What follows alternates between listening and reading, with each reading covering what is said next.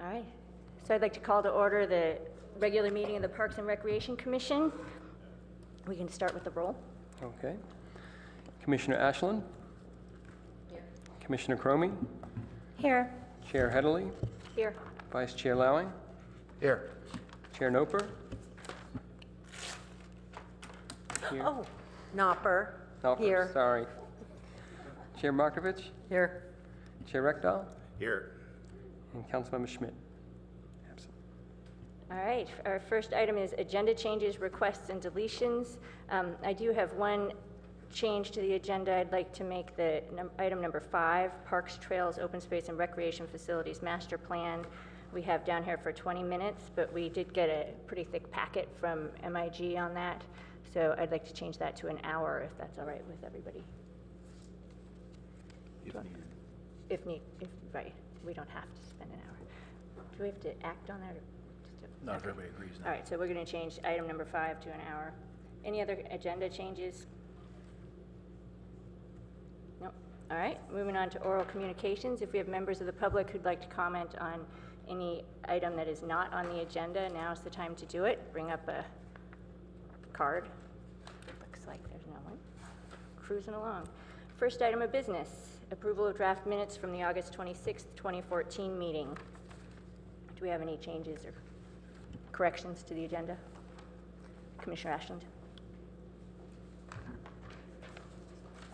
Okay, on line 728 and 729.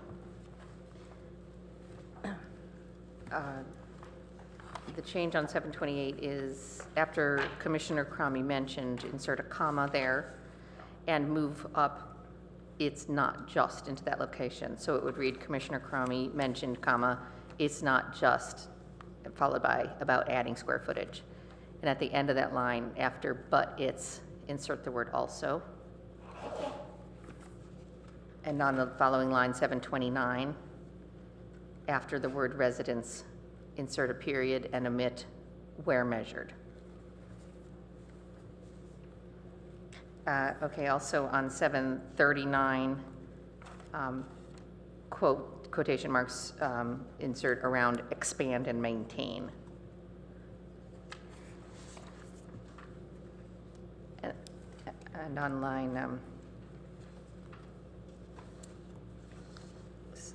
749, the last line on that page, the phrase "there is a number of other things" should read "there are a number of other things."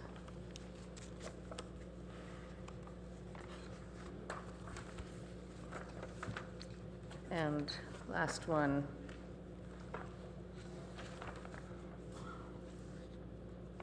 line 1615, it's page 39.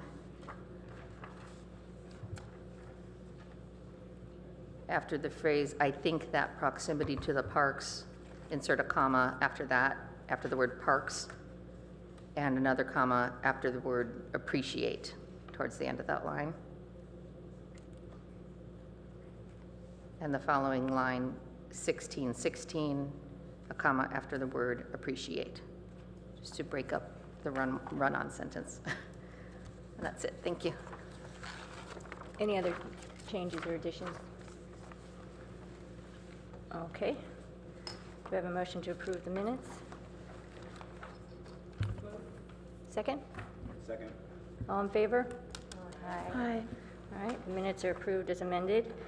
Moving on to item number 2, recreation, summer camps, and aquatics review. We have Lacey here today. Yes, come on up, Lacey. You just hit the start slideshow. Let me introduce Lacey Kortzen. You've met her before. She's come and presented, I think, maybe a year ago. Was it about a year ago? Yeah, Lacey does a whole lot of things for the Recreation Division, and I'll just run through a couple of them. One really exciting one is she's going to be the manager of the new Mitchell Park Community Center, which is going to be great. As you know, we're going to open pretty soon. We hope to move in October 2nd or close to there. And we have a grand opening, of course, on December 6th. And anyway, Lacey's going to be the manager on site. She also oversees our summer camp program. She's going to be taking over the responsibility of the middle school athletic program and also adult sports. She also does a lot of marketing across the division and technology upgrades and special projects. So a great employee, happy to have her here to share with you our experience this past summer. All right, hello, thank you for having me here today. So the Recreation Division, as many of you know, offers hundreds of summer camps and aquatics programs each summer. And so I just wanted to kind of highlight a couple of those for you. And the first one I'd like to start with, how do I click to the next one? Oh. Is one of our special interest camps. It's called Communication Academy. This is disguised learning at its best. It's a camp that makes both parents and kids very happy to participate in. There's things such as public speaking, debate, academic writing, book club, and math camps. And this year, over 220 students participated in those camps. They continue, like I said, to be a very popular camp choice for many reasons and grows every single year. The next one that we have is Brainvine. Oops. Oh, this is a cute little testimonial that we have from one of our parents of Samira, a child enrolled in debate camp. She, talking about the debate coach, was awesome, very articulate, thorough, ran the camp professionally. Our thanks to her for a great camp. Brainvine is our provider for Lego Robotics. Lego Robotics is something that has kind of taken the country by storm, and of course, being the Palo Altans that we are, we not only took on a Lego Robotics provider, but we took it a step further and had Brainvine offer camps that were kind of unique, had a unique twist. You know, there's girl power, so Lego Robotics focused and geared towards girls. Books and Bricks to kind of encourage people to read books while also building Lego Robotics. And then Brick Films, where they would build Lego Robotics and then create films with their creations. So very fun camp. It was the first year offering it, and it was very successful. And we offered 11 camps in 9 weeks, and 230 campers enrolled. We completely sold out. So very successful offering. Here's a testimonial, again, from a parent of a camper. Tom enjoyed making the movies and the free play. He voted this as the best camp he has done this year. He enjoyed all the learning and the company of the new friends he made this week. Very cute. Chess Wizard. So if you don't know what a fianchetto or English opening is, then clearly you missed out on this camp. Big bummer. It'll be around next summer. But we created, we created over 100 new chess wizards this summer. They had a blast, and over $11,500 in revenue with our Chess Wizards camp. And this is a testimonial for one of our campers themselves. Mr. Chris is so funny. He makes chess so fun to learn. I had so much fun. Not many people say that about chess, so I think we're doing a good job. Next, we'd like to talk about our aquatics program. As you know, we operate a year-round aquatics program at Rinconada Pool, but in the summertime, we also operate a satellite site, JLS, at a JLS middle school. This year, the swim lesson season ran from June 9th to August 7th, and we taught over 1,500 people how to swim or how to swim better. We offer a variety of lessons for all ages, infants to adults, and our offering that is the most popular and continues to be the most popular is our private swim lessons. They like that one-on-one attention, but a very successful summer of swim lessons. Recreation swim. Many of you probably grew up going to recreation swim at Rinconada Pool. People come from all over the Bay Area to attend recreation swim, probably because of that gorgeous wading pool that you see in the picture there.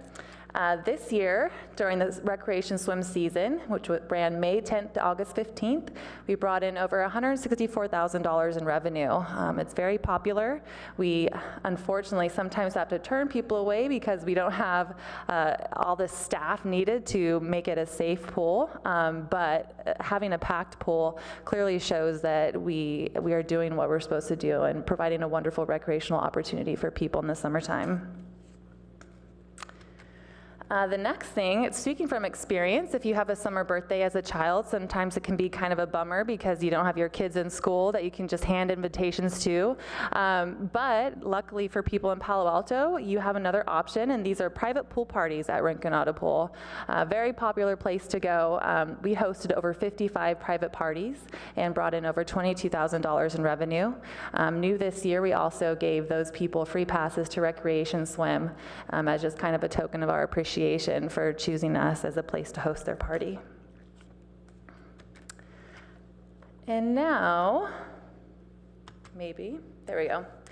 On to the camps that are kind of near and dear to my heart, the ones that I kind of manage directly and have been for the past 3 years, recreation camps. We have a variety of camps, and we've tried to kind of set it up so that there's more of a flow, if you will. So there's something for every single age, and it's a pathway. So you start in Camp Palo Alto for preschoolers, and you go on to Foothills Fun Camp, Foothills Day Camp. When you can't be a camper anymore, we'll put you to work in the CIT program and Junior Lifeguards program. And then we also offer pre and post camp as convenience for our families that participate. So camp by the numbers, these are just kind of some tidbits of information.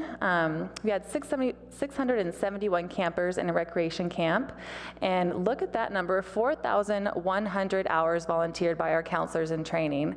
They are not paid, they're 13 and 14-year-olds. They do an incredible job and are a key part to the success of our recreation summer camp program. And Ghost, our awesome CIT, volunteered 177 hours this summer, the highest of any CIT in our program. We generated over $283,000, that's $20,000 more than last year, and 99% of our campers or parents, depending on who's actually filling out the survey, would recommend the camp to a friend. We consider that to be kind of the trademark customer service question. If you will refer us to a friend, we know that we're doing our job, and a whopping 99% of our participants said they would. Some other highlights, this year we did for the first time a back to camp night, especially for Foothills Day campers when we have the overnight, the second Thursday of each session.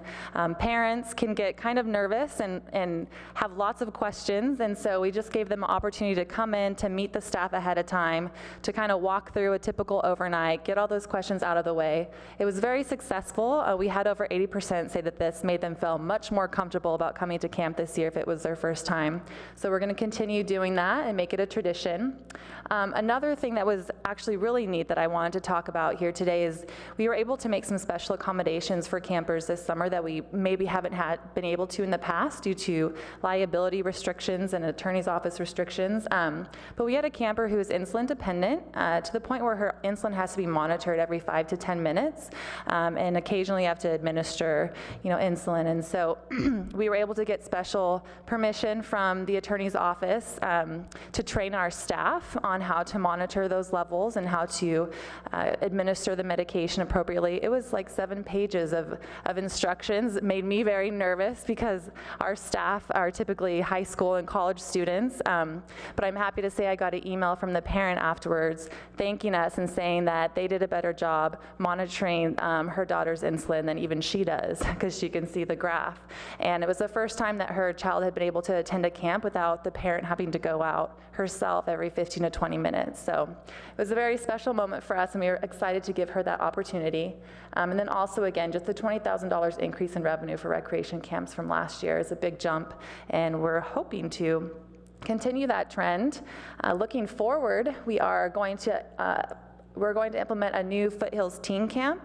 Right now there's kind of a gap between our Foothills Day Camp, which is for 8 to 10-year-olds, and our CIT program, which is for 13-year-olds. So for people that love that Foothills Camp experience, there was nowhere for us to really have them to go when they're 11 and 12. So we decided to create this Foothills Teen Camp for 11 and 12-year-olds, and we are going to launch that next summer. We are also going to kind of put a new twist on our old Camp Teen Extreme and make it more of a Foothills survival kind of camp where they learn how to build shelters, they learn how to create fire, that kind of thing. Is something that we've received feedback on kind of over the years, and we decided to finally go for it.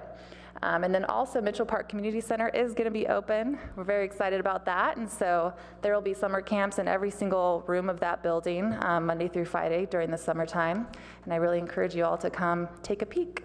Thank you so much for your time. Oh, questions? Thank you. Yes. Commissioner Markovich.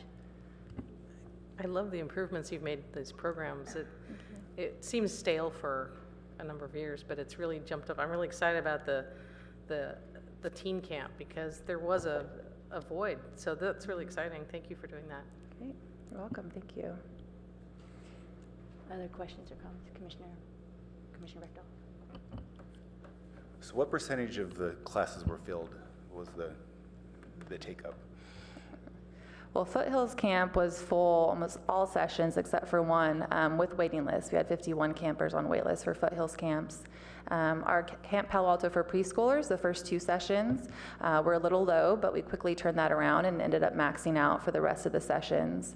And I know our Lego robotics class, they were full with waiting lists kind of from the minute we started accepting registration. Beyond those, I don't have the numbers on the top of my head. Yeah, for aquatics and the swim lessons, they were also filled to capacity. Okay.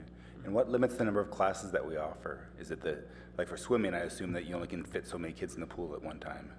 But what about the other classes? Is it that you don't have the people to teach the classes or you don't have the classroom space? What's limiting us? You know, it's probably a little bit of both. I think definitely the pool, it's the location, and people want lessons mostly at Rinconada Pool, so we're limited there. There is some limitation on staffing for camps. You know, there's only so many. I mean, I think we hired 200 plus college kids, mostly Palo Alto kids, and there's a limit, and they have other choices to work elsewhere. So there definitely is some limits there. With regard to our sports camp program, we didn't talk much about that today. There's limits to just gym availability, for instance. We only have access to 2 gyms at Cubberley, and we use them all summer for our basketball, volleyball camps. Yeah.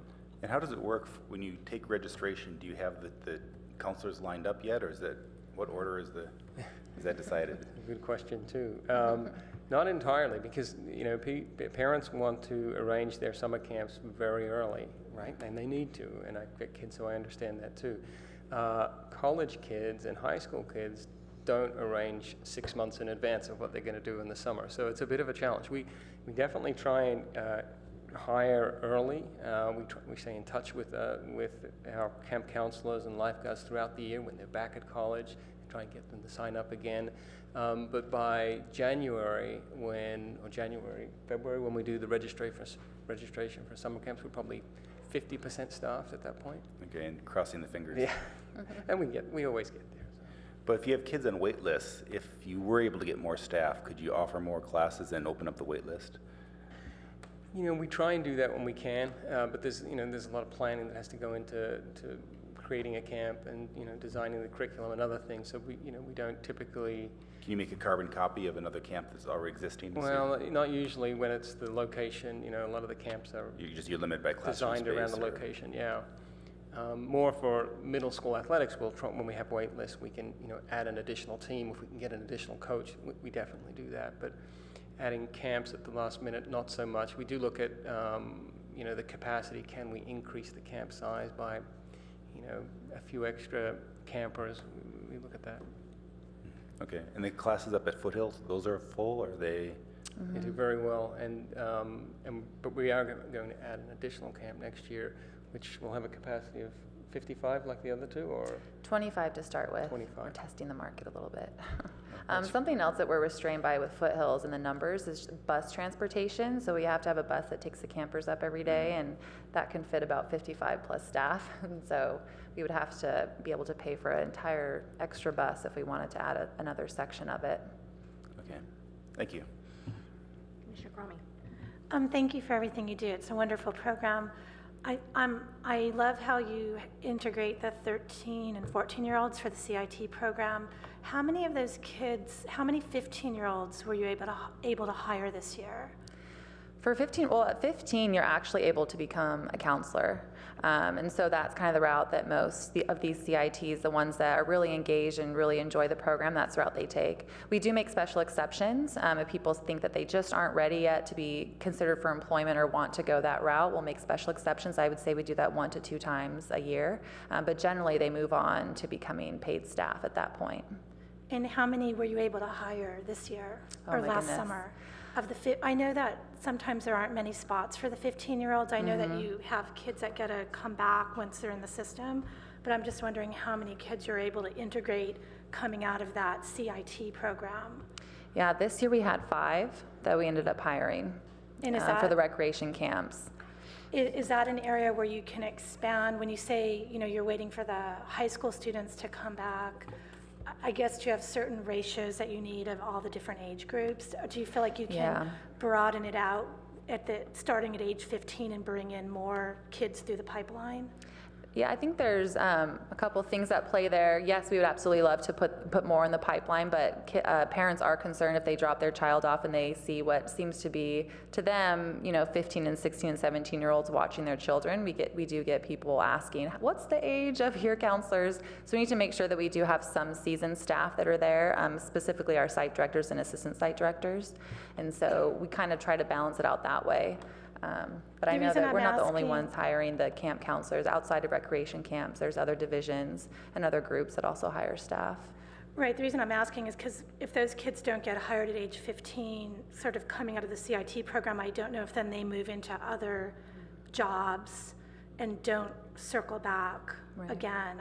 I don't know about those statistics, but I was just thinking that it's important not to lose those kids as they're coming out. Mm-hmm. Yeah. That's a good point. Other questions, comments?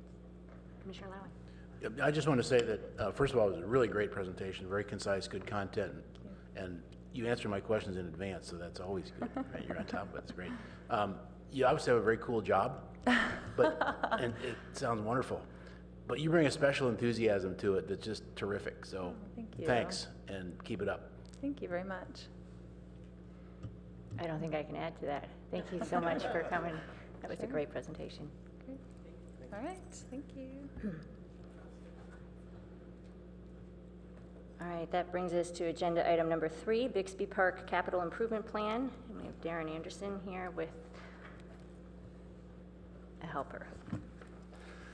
Good evening. I'm Darren Anderson. I'm with Open Space Parks and Golf. And with me tonight, I've got a few city staff members from Public Works. I'd like to introduce Matthew Krupp. He's the Zero Waste Administrator for Public Works. And also in the audience is Ron Arp, who's the Zero Waste Manager. We've also got our contractors who are helping with this project. That's Tay Peterson and Robin Dakin from Thomas Reed & Associates and Michael Kripp from Oasis. And they'll be able to answer any technical questions about the plan itself.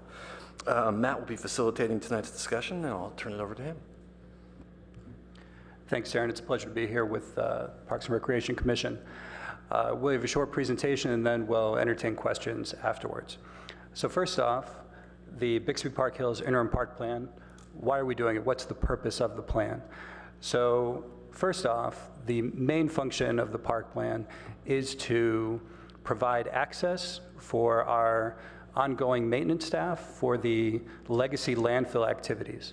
So the landfill has a leachate system with leachate is, for lack of a better word, landfill juice that's generated by the landfill.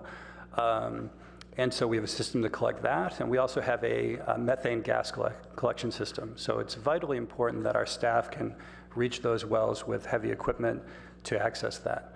So that's one of the purposes of this interim park plan, to allow for that access.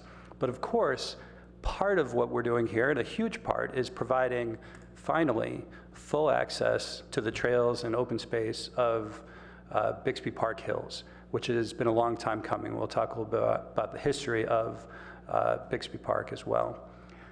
We believe that this is going to provide wonderful new vistas for the residents and visitors of Palo Alto to see huge portions of the South Bay in ways that they've never seen before, and we're really, really excited about those opportunities. In addition, there are numerous habitat opportunities on Bixby Park Hills that can provide habitat for a number of different plant species, as well as some burrowing habitat creatures, which will include the fantastic western burrowing owl, which we'll talk about shortly. So that's an overview of why we're doing this presentation. So let's go to an outline of the presentation here. So we're going to talk a little bit about the landfill closure and what's happening with the progress there. Then we're going to talk about the interim park plan itself and some of the features and amenities that we see in that park plan. Then finally, we'll talk about the next steps of the plan. So for those of you not familiar with Bixby Park Hills, which I'm sure that you all are, and you're all regular visitors to the Baylands, the closed Palo Alto landfill and Bixby Park Hills is really at the heart of the Bayland system. And you can see, my mouse is there, we go. So this is the site that we're talking about, right in the middle of the Baylands. So a very important spot for our park system. Now, this is from the 2008 Baylands Master Plan update, so that's what this image is from. So some of the names that you see are actually changed from what they're called now. This is just a direct shot from that. So how has the progress been going on the closure of the landfill and opening it up to the public? Well, remember the landfill was originally began in 1930 as a sanitary landfill and was slated to be closed in the 1970s and to be part of a passive park as part of the Baylands Park system. So back in the early 1990s, we were able to open up phase 1, which you can see in the top left corner of the image over here, to park users as the first part of Bixby Park Hills. And in 2011, we were able to open up additional acreage, over 46 acres of phases 2A and 2B to members of the public to enjoy the trails and the vistas up on that portion of Bixby Park Hills. Now you can see the white area is phase 2C. That is the area that we're currently in the process of capping. Our goal is to complete the capping of phase 2C by the completion of the year. But as we'll talk about later, some of the limitations are due to weather. So we're optimistic and hopeful that we can complete the capping by the end of this year. But if the rain comes early, and we always talk about how we're very torn. On one hand, we don't want the rain to come because we want to finish the project. But on the other hand, we do have a bad drought and we desperately want the rain to come. So we're hoping that the rain comes, and if that happens, then this project will be completed in 2015. So once it is completed, an additional 51 acres of Bixby Park will be capped and open up to the public. So we're very excited about that. And this plan is about how we can provide access to the public. So we wanted to make sure that we weren't operating in a vacuum, and we went and had a targeted stakeholder meeting back on July 10th of this year.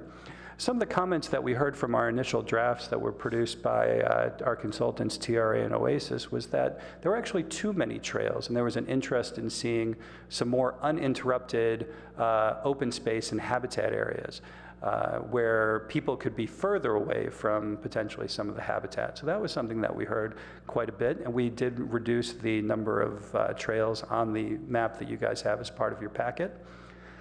We also looked at opportunities to provide more interconnected habitat, and there was a question about whether we can provide an uninterrupted habitat area between the Bixby Park Hills and the Renzel Marsh without any trails or access. We looked at that carefully, and unfortunately, due to the needs of landfill maintenance staff, we were not able to accommodate that request. But something we looked at, and we do want to provide as many opportunities for habitat linkages throughout the Baylands as we can. But unfortunately, we weren't able to accommodate that with this particular interim park plan. Lastly, and this is something that will be something that we work on in the future and work with our friends with Parks and Transportation, is to make sure that folks and users all around the Baylands actually know how to get to Bixby Park Hills and know how to get to it from, we're going to have a lovely new bridge that's going to go and connect the bulk of Palo Alto to the Baylands, and how do you get from that bridge over to the park and get to these vistas. That's important. So wayfinding signs and connecting to the larger Bay network. So those are some comments that we heard and things that we'll be working on, and some things we were able to incorporate with this iteration, and some things that we have not been able to do yet. So I wanted to show you this image, which it looks like a kind of a crazy origami image that doesn't really make a lot of sense, but I wanted to show you this because it is an example of the intricacy of what's happening underneath the surface of Bixby Park Hills in terms of the ongoing closed, the maintenance for the closed landfill. So these are lines, they're again the leachate lines and the gas lines to make sure that we can operate a safe and continuing, keep that landfill safe, or the closed landfill safe and in compliance with all of our regulations. We're under a very tight order by our regulators to make sure that we don't emit any emissions that come out of any methane that comes off of the landfill. So we have to be very careful about what happens over there, and it's important for it that the landfill is in compliance and safe for the visitors to the landfill. I'm sorry, to the to Bixby Park Hills. I have to say, we as staff, we have been working on this site, which we often refer to as the landfill, the closed landfill, Bixby Park Hills. If I do slip up in any way and call it one thing or the other, that is a sincere apology. But we're excited about this becoming fully Bixby Park Hills in the future. And again, if I do refer to it as the landfill, that's only because my brain is working sometimes in a legacy from an earlier time. But we are really excited about what this plan can offer and what the park can become. So let's take a look at the interim park plan itself. And before I move into the actual specifics of the interim park plan, I want to emphasize the interim nature of this document that we have. We're going to propose a number of different amenities, plant species, and opportunities here on the site on Bixby Park Hills. But truly, we're not sure what is going to take and what isn't going to take. And we'll talk a little bit about the maintenance regime in a bit for the different habitat areas and landscape areas. But some plants do better under different irrigation systems, some do worse. So we're going to be learning about what works and what doesn't work. So this is truly an interim plan to find out what the best opportunities are so that when we come back to you guys and the council in 2017 working on an updated Baylands master plan, we can finalize what this park will look like.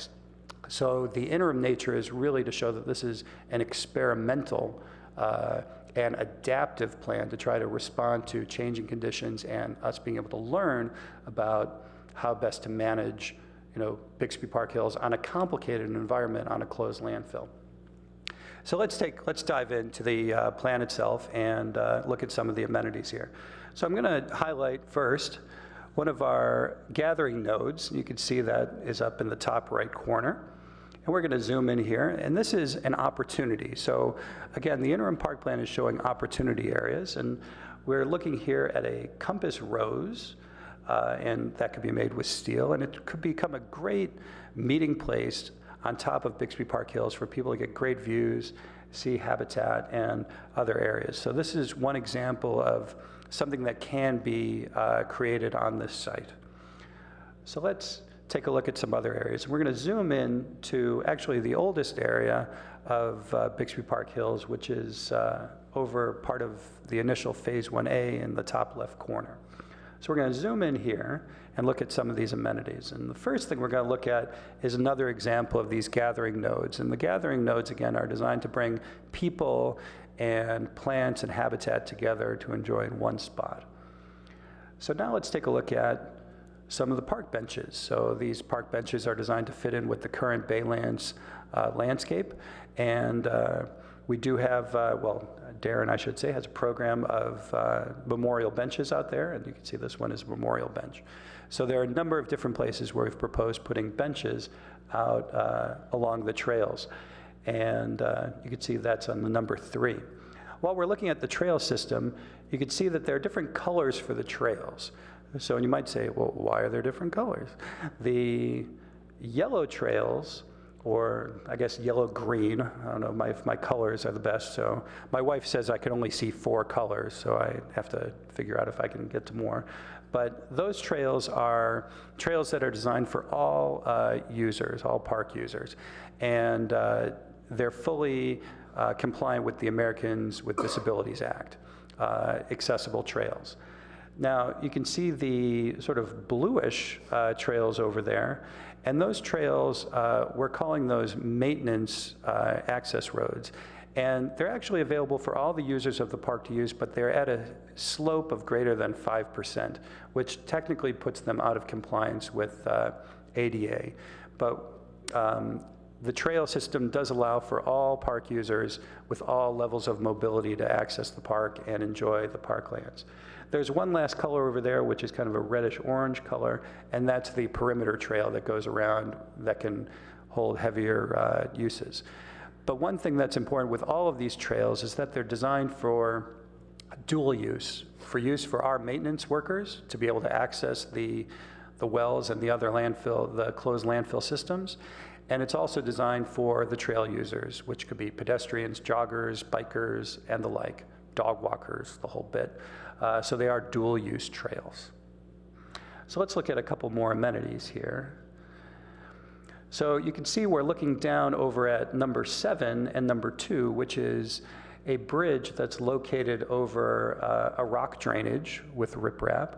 And this is an example. If you're out there on Bixby Park Hills now, you can see examples of this, this bridge design. Really quite lovely, and actually designed by one of our ongoing closed landfill staff workers. So he designed that, which is pretty great. Homegrown design. And last on this image we want to show you, that's the western burrowing owl. It's a species of special concern in the state of California and is generally considered threatened or endangered within Santa Clara County. There are only a few locations where these owls are found. We've identified 3 areas on your map where we believe that we could provide suitable habitat for burrowing owls by putting in artificial burrows and also allowing for ground squirrel activity in specifically those areas.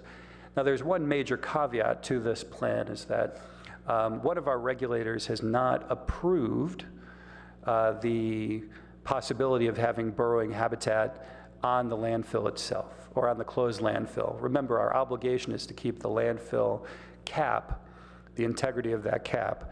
So there's some concern from one of our regulators that allowing for burrowing activity might threaten the viability of the cap.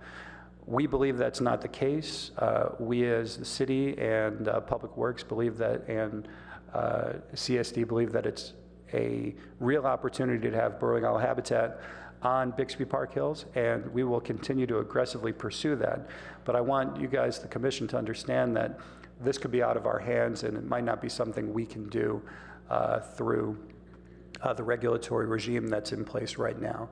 We do have in your packet, there's an extensive burrowing owl plan, and we really believe that this is a great opportunity. So I want to highlight a couple other amenities here that I think you all find interesting. First is signage. So for those of you out in the Baylands, you might say, boy, this sign doesn't really look like anything we have out there right now. Well, this is actually one of the new signs that is in compliance with the current design standard, and is something as a possibility that this group can entertain as a different look for Bixby Park Hills. That's a little bit different from the other Bayland sites. But of course, if the commission and the council wants to go with a more traditional look, that's something that we could design as well. And this below on the bottom is the park interpretive signage, which can show maps, you are here, and give people a sense of what's going on. And those are located strategically around the park. Over here, one of the emphases that we have in this interim park plan is looking at vegetative or habitat areas, vegetative islands, where we can isolate certain areas where we can provide more opportunities for habitat. And we've created a mix of different plants that can provide really robust habitat. One thing that we don't know, again, is which plants will work best under the closed landfill conditions. What will work well under different irrigation schemes. There's no irrigation right now on Bixby Park Hills, so we would have to truck the water up and have it stored on site, but we do have a way to actually distribute some of the water on the park. So we're truly testing out different opportunities in terms of what's going to work and what isn't going to work, and we're really excited about that. So we're looking at somewhere between 3 and 5 different habitat islands to start out to really test to see what it will take on Bixby Park Hills. And here are some other examples of some plants. I unfortunately cannot name any of them. So in the spirit of the interim plan, there are a number of things that we have put in place in terms of maintenance that will provide us with some guidance moving forward, how often we should mow different areas. On your map, you'll see that some of the sloped areas on Bixby Park Hills are a little greener, and we're looking at opportunities for less mowing, or mowing more infrequently, or even not mowing at all, letting it kind of go wild, so to speak, that area. So some interesting opportunities there. But again, this plan is about learning and adaptive management, trying to find the best opportunities to move forward to have a safe and functional park for the visitors and residents of Palo Alto. So lastly, next steps. We're hoping to get comments from you guys to help shape and modify this plan as appropriate. We'd like to return back in November of this year for a park improvement ordinance. Then we would like to finish the capping of the landfill. Again, we're hoping to get that done by December of this year, but if the weather does not comply with our capping activities, that may go into 2015.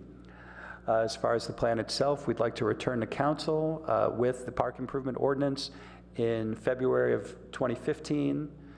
By the middle of 2015, all of the park, including Phase 2C and the new trail system, we would like to have open to the public. And by fall of 2015, we would like to have many of these interim improvements in place for park users to see and enjoy. So that's the presentation. I'll leave this slide up here, and we'll take questions, and all of us will be happy to help field questions. Thank you very much. Before we go to questions, we do have 2 public comment cards. We'll have 3 minutes each for comments. First is Emily Renzel, followed by Mark Weiss. And if anyone else out there is interested in speaking on any item on the agenda, please grab a card and give it to Rob. Hi. Oh, Can you check the I don't voice have there? any controls. Maybe she should go down next to her. Just see if it's on. No. Yeah, I can't Is there turn not a it. switch out there? The light is on it. Oh, here comes the expert.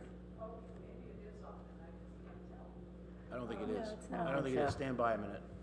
But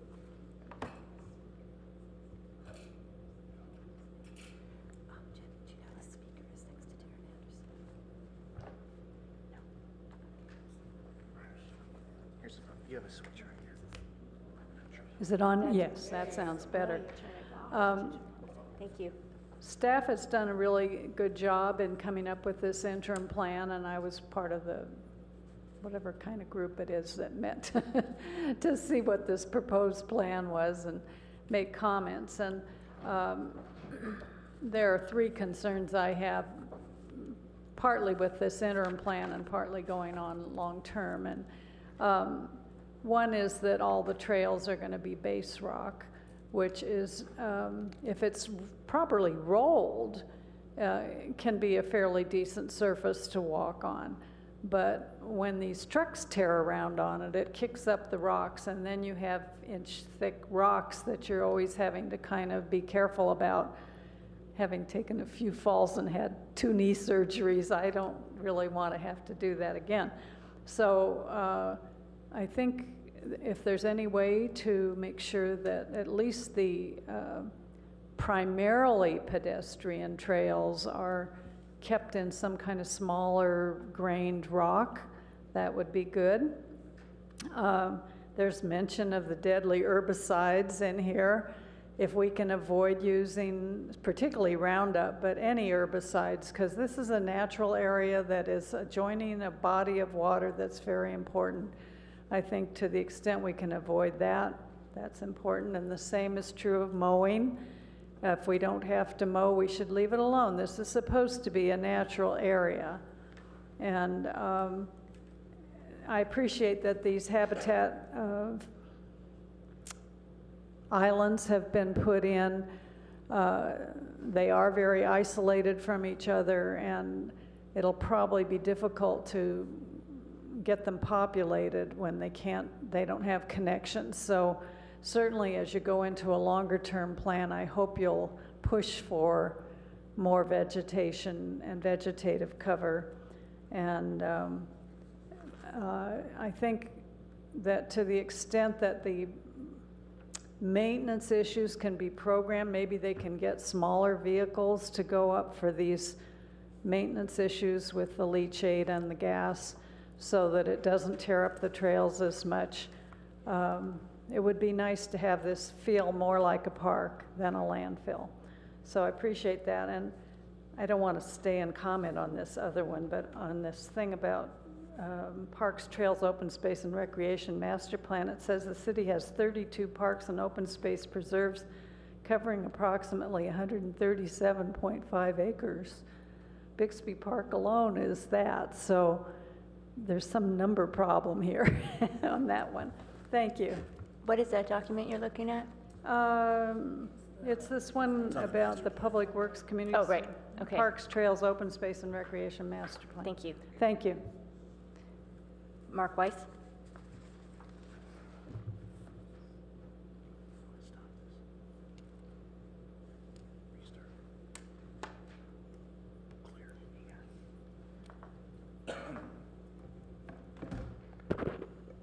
Good evening, commissioners, board members. I'm Mark Weiss. I live at 1788 Oak Creek Drive in Palo Alto. And I'm like Ms. Rensel and her colleague, Ms. Pearson. We're excited to see this park taking such beautiful shape. A minor point on this, although it is in item number 5 on the Bixby Park Hills draft maintenance overview about the art features. I am a minimalist in these areas. I think less is more, and I'd rather see slightly less public art and slightly better public art sometimes. I just wanted to read a quote that I found very useful. It was in the Chronicle 8 years ago, Kenneth Baker writing about Donald Judd, who was the founder of the Marfa Public Art Camp and many other collections. It says, "The precision of Judd's sculpture has led people to see an idealizing impulse behind it, but Judd saw himself as an empiricist and his work as sharpening the perceptions of a public addled by encountering falseness daily on every front, from advertising to architecture." It's hard to come up with public art here that people all really like, and we saw that with Greer Park moving some art around. We saw that, well, even the Fletcher Benton at our soccer fields. I think there's people who don't like it. I'm just kind of curious, it's a little off topic, but why isn't it illuminated? The fields are illuminated, but the Fletcher Benton's a wonderful regional artist. His work isn't illuminated. So anyways, as we proceed, I'm interested to see all the design elements and the compass rose and the benches and stuff, but I think less is more, and let's be careful with that area. Congratulations. Thank you.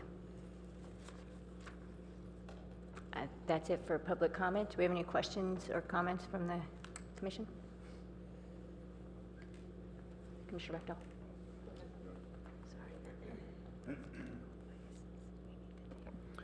Thank you. You mentioned about habitat linkage between this and the wetlands. What do you mean by that? Well, what would you do to link the habitat? So there was a comment that came from one of the community members looking at, maybe I can go to the map so I can show you a little bit more clearly. Sorry. There we go. So one of the questions was, can we link whatever is happening over here on Bixby Park Hills to the Rensel wetlands to create a more seamless upland habitat connection? And we looked at that, but unfortunately what we found is that this particular path, which is one of the main paths that goes around and circumnavigates the closed landfill in the park, is really essential for us to be able to access in terms of our facilities, Public Works ongoing maintenance of the closed landfill, and also for fire protection of the site. So we were hoping to be able to create some additional linkages between those two areas, but it's not a very long path, and it's not like a road or anything like that. But not being a biologist, I wouldn't want to speculate whether the critters would be able to make it back and forth. They're pretty resilient, but there was a sense of trying to make a connection where they could just not have to interfere. So they wouldn't have to cross the path, that was the issue. Exactly, Okay. yeah. I don't think that would be a big deal, but again, I'm not a biologist either, so. Okay, you mentioned about the sign. I like the new sign. I like it better than the classic design, but that's my 2 cents. You also mentioned this is a learning experience. I would encourage you to take chances. If we plant things that don't work out, we can replant new ones. I think if you play it safe, nothing ventured, nothing gained. So that's my advice. In the package, you talk about the BUOW, which I guess is just lingo for burrowing owl. I guess that's what the teenagers do when they text about burrowing owls. They just use BUOW. But that's not defined anywhere in the packet, and it wasn't obvious right away. I didn't know if that was something else unrelated. So please define that in the package. If you had a high area like this, that's not a wetland, but it's near the bay, and this was just a naturally occurring high area, what kind of vegetation would be there?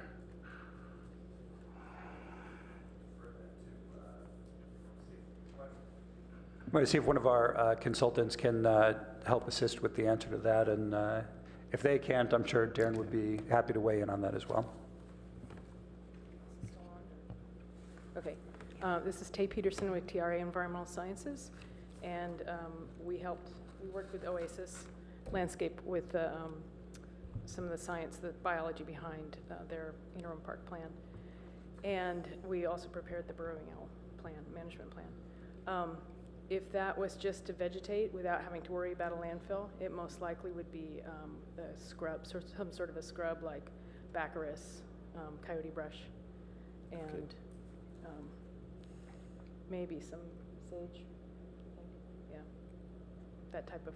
So it would be similar plants that we see in the wetlands, or would it be distinct from what is down It would low? not be a wetland, no, it wouldn't be. But along the wetlands, like around this trail, where if you go on the top link there, there's a lot of scrub between the path and then the wetlands there. It would be that type of brush, or it would be a distinct? Yeah, that type of brush. I think there's baccharis there.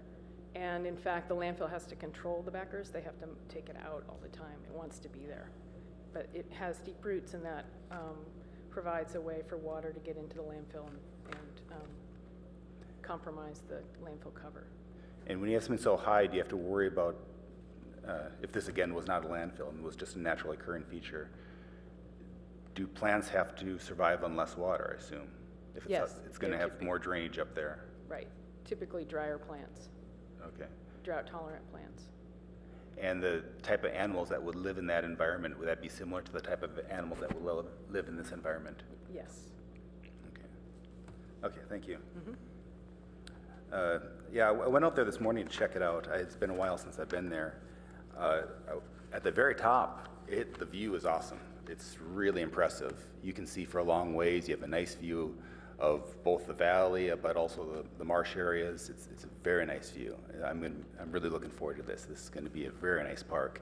It's going to be a very nice complement to the existing Baylands. Baylands is beautiful in its own way, but you're right down next to it. Here you have a totally different view. So I really like it. I like the view. I think people will love it. It still looks very ugly and artificial right now. And I'm hoping that this plan, once we get all the vegetation on it, will have enough color and enough shrubbery there that it won't look so artificial and won't look so ugly. So I'm looking forward to getting that planted. Another thing is just, when I talk to people about the Baylands in general, not Bixby Hills in specific, but Baylands in general, one of the most common comments is, oh, there's no shade, right? Especially if you go there on the weekend and it's in the middle of summer, 3 o'clock, it is really hot and there's no way to escape it. It'd be really nice in Bixby, but also in the Baylands, to have some areas where you have some benches, and if you can plant trees around it, plant a couple trees so you get some shade, or If it's on Bixby, have an arbor or something that breaks up the sun. And not that, it's not desirable, it's not practical to make the whole thing shaded, but to have little oases of shade. So if you're a senior and you're out there walking and you're getting hot, you can sit down and cool off for a little bit. Or if you're a young kid, same story, you can sit in the shade. So I would really encourage you to look at places to have a few isolated spots scattered around there that have some shade, just to allow people to rest and cool down a little bit. Okay, and also in the package, you talk about putting additional cap in there to allow more space, so if the owls are burrowing or the ground squirrels are burrowing, they don't enter that. Also, I would encourage considering if there are larger bushes that would give you more variety of look on it, if you could add additional cap to support larger bushes here and there, I think that would be worth the hassle of hauling that extra dirt in. Because again, it'd be nice to have some variety on this area. I think when you get all these trails in, you are going to get a lot of people running on this. There's a lot of runners in the Baylands, but the Baylands is virtually totally flat. And I think you'll find a lot of people who want to do some hill work will do this. I think there's some spots that would be very good for stairs. A lot of runners like to do stair work. And especially right in this map, on the left side there, right by the parking lot, that's a pretty steep hill going up. If you put some stairs going up, that would be practical because it not only will link the parking lot right up to the trail up top. So a lot of people who just want to walk would do that, but also the people who want to work out and do some stair work. Around here, the JCC, you'll see people in the morning just doing stairs, and so I think that will be a popular attraction if you could add that to at least part of the Bixby Hills. Another thing I'm concerned about is connectivity with the rest of the Baylands. You had mentioned that. In this diagram right now, straight down is the Oregon Avenue bike path. So I really want to encourage people who can come over that bike path to get to Bixby Hills as easy as possible. And right now they'd have to take a right when they cross the bike bridge and go down the frontage road and then turn, and they'd be coming in on the far right of this diagram. But if instead, on the far left, right by the water treatment center, as that curves down, there's maybe a quarter mile that's just fence rows right now. And what it is a fence that divides the wetlands from the parking lots. And if you put a path right along that fence, you wouldn't be interrupting the wetlands because there's a fence there already and a parking lot on the other side. And that would link up, again, only about a quarter mile to an existing bike path that would really make it much easier to get to Bixby. And also it'd give, if you just wanted to get to the Baylands, right now when I bike out to the Baylands, I cross the bridge and then I have to go down by Mings and sit in that light and then cross over, and that kind of interrupts the whole getting away from development. So it'd be really nice to be able to cut straight through Bixby, and then even from here, then you could go around and go out to the ranger station and other places. So I would really encourage, it's only about a quarter mile to make that a path to allow that to connect in. And then the last thing is interpretive signs. I think really make sure that we have a lot of interpretive signs, both for the nature but also for the art. If we have public art out there, we should have a little plaque that says who designed this, is there, what are they thinking, is there something that the artist would want to convey, and just so that kids, if they're out there, they can appreciate the art, they just don't walk by it. It'll break it up and give them a reason to look at it. Okay, that's it. Thank you. We are now 10 minutes over our time, so I'd just like to ask commissioners to not repeat comments that have already gone before, and maybe we can move through this. I don't want to shut down anybody's input while we have staff here to answer questions. Go ahead, Commissioner Cromie. Hi, can you tell me your name again? Sure, it's Matthew Krupp.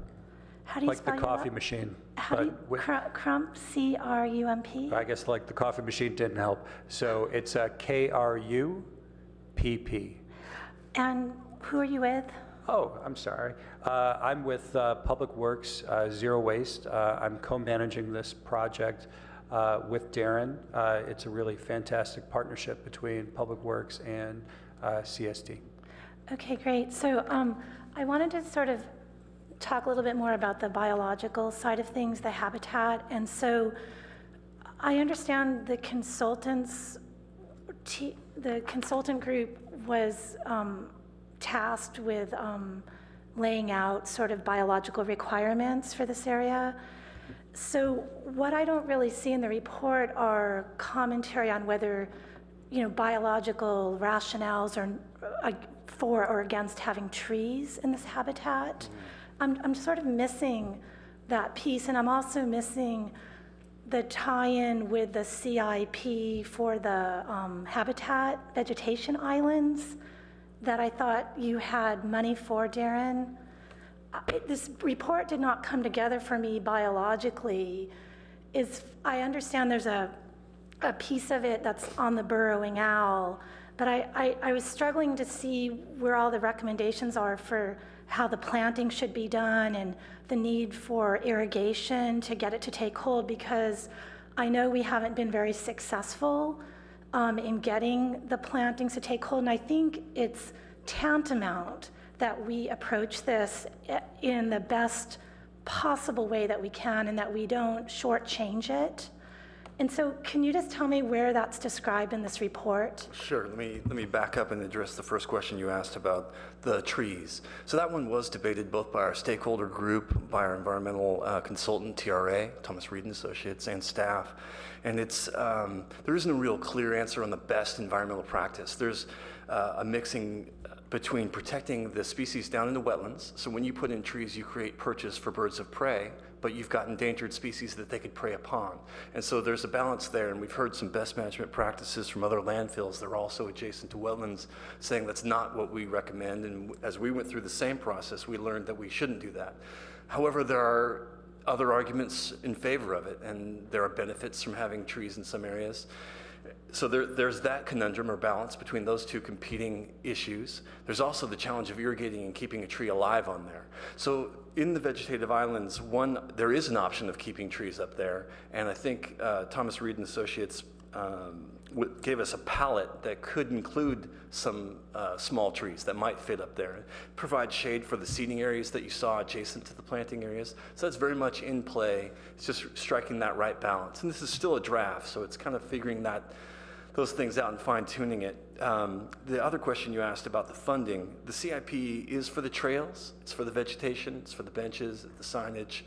It's all one CIP. The pot of money goes to all that. So the vegetated islands are funded through that same CIP. Is that described in this report? If it didn't, it was a shortcoming on my behalf. Okay, because I guess from my previous knowledge of what you've said about the habitat, the vegetative islands, when I was reading this report, that did not come together for me. So I just felt the biological piece was very heavily focused on the burrowing owls, which I think is amazing that we're going to try to go that direction. But then I heard also that we might have a problem there.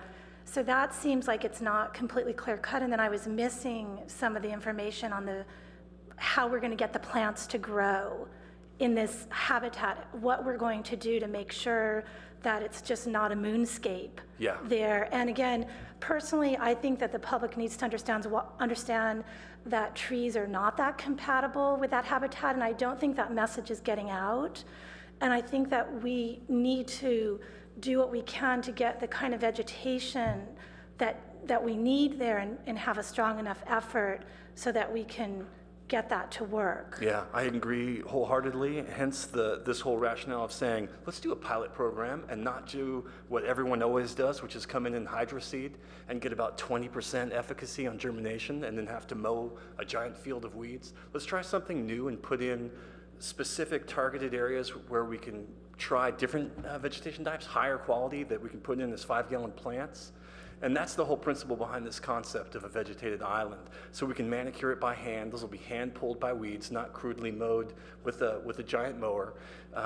They will be irrigated. It's the only chance we really have of getting it going. And TRA did, and Oasis came up with some good ideas. Essentially, the current concept is that we'd have a water bladder, like a 500-gallon water bladder, subgrade, that would have some drainage coming down and irrigating some of these plants. So that's the idea. And another concept is we could have one island with that, another one that perhaps gets an initial watering with, there's a product called dry water, where you put in a package around the plants, essentially kind of like a slow release of water.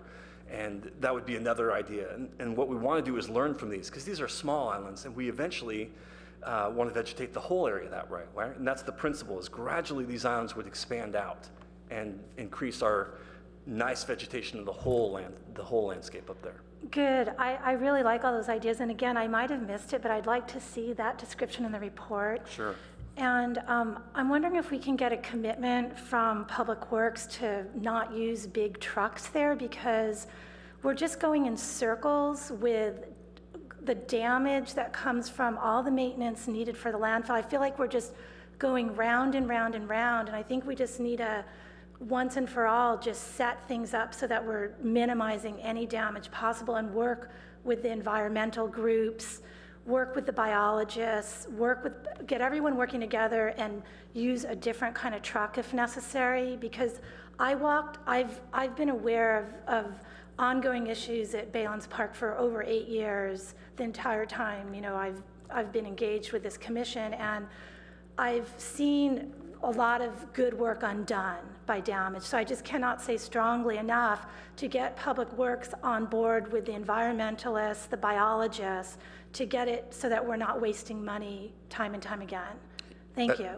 Can I reply real quickly to that one? That's such a critical need, and you're absolutely right. For the last 20 years, we had a trail system with wooden headerboard on an oyster shell trail with heavy tractors and trucks going over it. And it was bound to fail. It couldn't possibly succeed with heavy vehicles crossing over it. I think with this current system, it followed the exact process you're talking about, with Public Works, CSD, and trained biologists all working together to say, if we have to have a trail system in here, how can we construct it so we don't have vehicles going off-road, crossing things, creating upheaved, broken wooden headerboard and all those problems? And I think we've done a pretty good job of balancing that.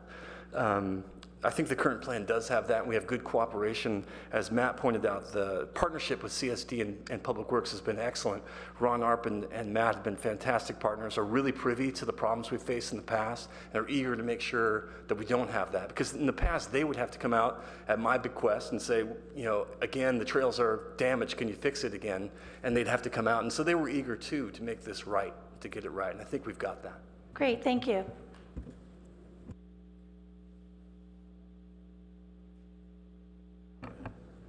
You can go ahead. I just have a couple. I was actually very interested in all that discussion about the owl. I learned a lot from that.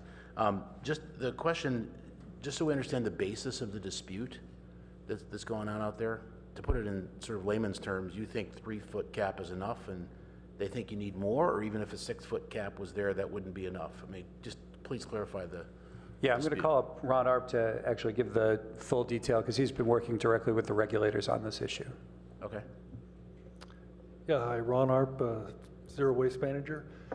Yeah, we really have 3 agencies that oversee the landfill, and 2 of them have been satisfied with our plan, and our plan is basically to add a few more feet of soil in these gray areas, so that squirrels and other burrowers could live in these areas. But there's one agency, the state, Cal Recycle, they oversee the landfill closure also. And they're concerned with, if you get protected species up there, that it may prevent us from, if you have some sort of a problem, or these animals spread onto other areas, it may prevent us from doing maintenance or repairs, of leachate wells, gas wells, and that sort of thing in other areas. So it's not about the cap, it's about the maintenance? I think they would probably be okay with a thickened cap section, but it's if you ever had a problem and maybe you had to get in and fix it, maybe some subsidence or something like that, they would be concerned that these protected species would be problematic, that we would not be able to get in there and fix the surface, like the landfill surface, in accordance with the regulations. So that's what their concern is, and I think they can be convinced. We have a lot of safeguards, but we're not quite there yet. They haven't agreed to it yet. Okay, so it's not, if you offer to put a 10-foot cap on there, that's not going to solve the problem? That's not it. Okay, that's what I wanted clarity on. At the end, you talk about still controlling the ground squirrels. And I think that means letting them loose where we want the owls and not having so much where we don't have the owls. So is there a new system other than the one that was described in here, which is no longer in use, to control the squirrel population? No, we're still planning to use the same squirrel abatement program that we've been currently using on the areas that are the non-burrowing areas that are indicated on the plan. Okay. And then with respect to signs, which is a question you asked, it seems to me that something that states what's there and gives the information but blends in is better. So I realize this was just a sketch, but bright orange up there doesn't seem to be sort of the natural colors. So that's the only thing I would say about that. You're supposed to, we're not trying to interfere with what's going on up there. We're supposed to, just identify it. And I think that was the last one. Thank you. I just have a couple of comments. Returning to Commissioner Reckdahl's concern about the connection at the bottom of the map, I'm not clear whether you can, if you come in from the bike path, you're on the bottom left, and you would be able to, if that yellow line that goes horizontally were open, you could go across and up to access the hill.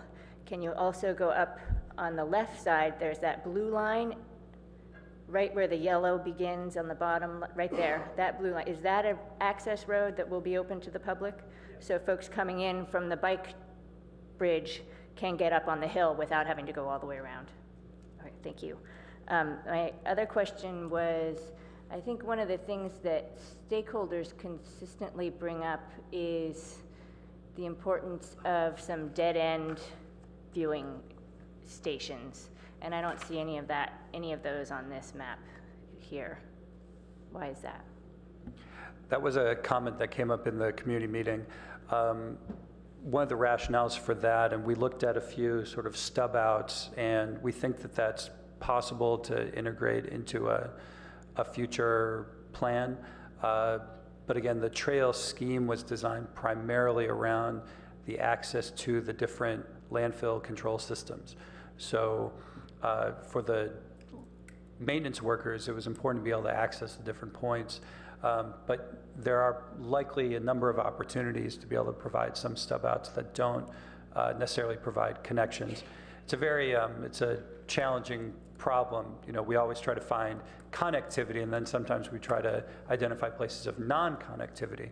So trying to get that right balance, we don't always get it right on the head, but I think there probably are some opportunities that we could find on the map to do that.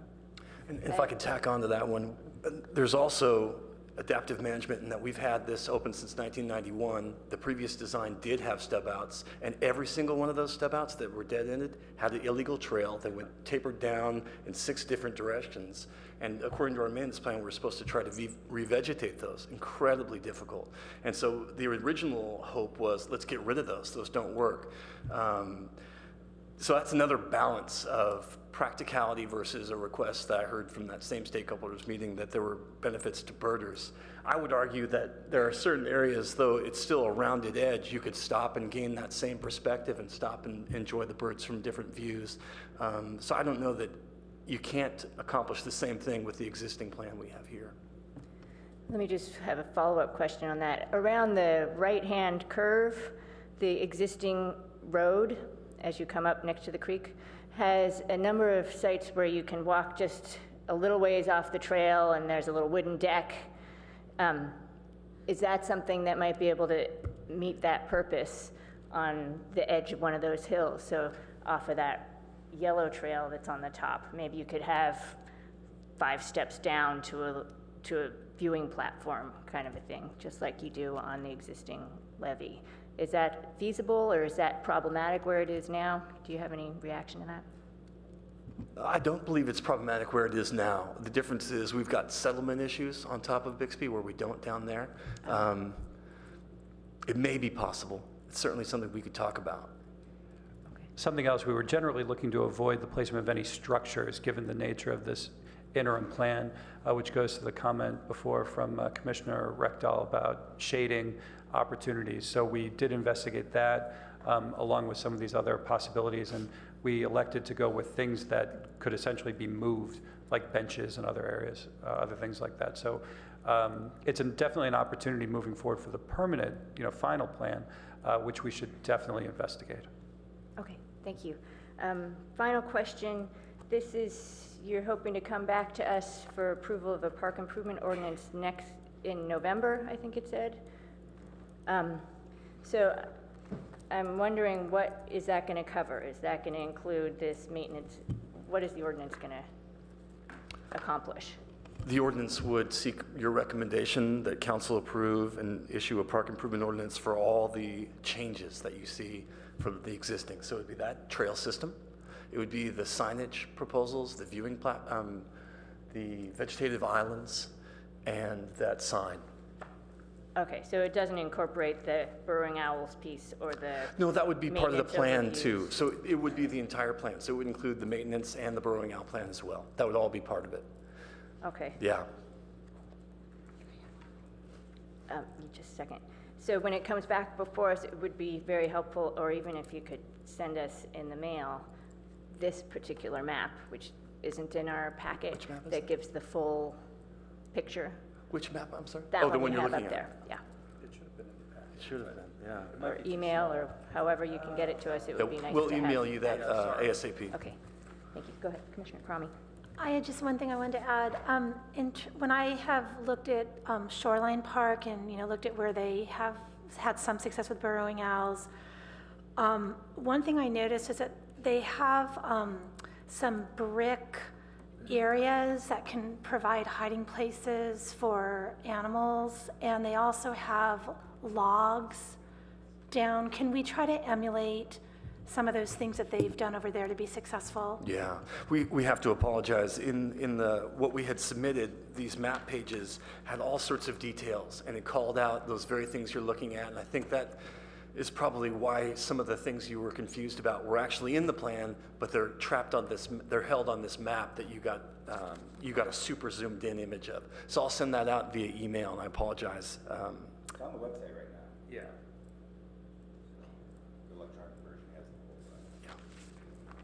thing. Yeah. But it does include those very things. We borrowed best management practices from Mountain View, and in there it specs out 3 different kinds of basically we're creating habitat for the animals, the owls and other species would prey upon. So you want these piles of, in this case, rock, in other cases it's mulch, in other cases wood chips, and all 3 of those play elements in there, specified where they'd go and how they should be maintained, and that's all in this plan. Okay. So our consultants are hard at work looking at providing the plan, which will accompany this document when we come back in November. They'll provide more details, especially on the specs for the vegetative islands and the habitat areas, so you'll have a little bit more detail on that than what we've provided you here. But we really very much appreciate your comments, and it'll help create a better plan, so thank you. I have one more question. Yes. If you have a packet in front of you on page 43, it's towards the back. Yeah, it's like 4th from the back. The one with the colors. I guess they're not labeled. On the electronic version, it was. Oh yeah, figure 6. Thank you. What is there's some structures on the left side there. What are those structures? I assume those are city structures? Those structures are from the ITT property, and they're part of that old radio system, the ship to shore. Oh, that's not part of the park? It is on a lease. It was formerly owned by the company that ran that ITT. Forgive me, I don't know what the acronym stands for anymore. And then they sold it to the city, but they still have a lease to operate that. Oh, so it's still being used? Yes. And how long is the lease, do you know? I don't know. But eventually that will become parkland? To tell you the truth, I'm not sure what the conditions were of that lease. Okay. Okay, thank you. Actually, one of our citizens, Emily Renzel, can answer the question about the ITT lease. I believe that the KLM or some name like that took over the International Telephone and Telegraph building, and but they sent their last message in like 2004, and they are no longer there. So the city bought out their remainder interest, and it's fee title to the city of Palo Alto and could be dedicated as park. Although I've been in the building since that time, and there was still staff in there from that company, so I'm not sure if that's exactly the full story. Thank you very much. Thank you. All right, that brings us to item number 4, opportunities for off-leash dog exercise. This is a report of the ad hoc committee, and we have one public speaker, Howard Hoffman. Would you like to speak now, or would you like to? Okay. All right, well, I'm not going to, you have in your packet a memo from the ad hoc group that kind of summarizes the key considerations we think we should be thinking about in designing a shared use dog pilot. I'm not going to go back through them in the interest of time. Anybody in the audience who needs a copy, they should be out at the table. Basically lays out safety issues, size issues, location issues, cost issues, enforceability, long-term use, metrics, and rules. And so what I'd like to do for discussion today, and I'll just kind of outline the discussion, and then we'll go to public comment and then start the discussion.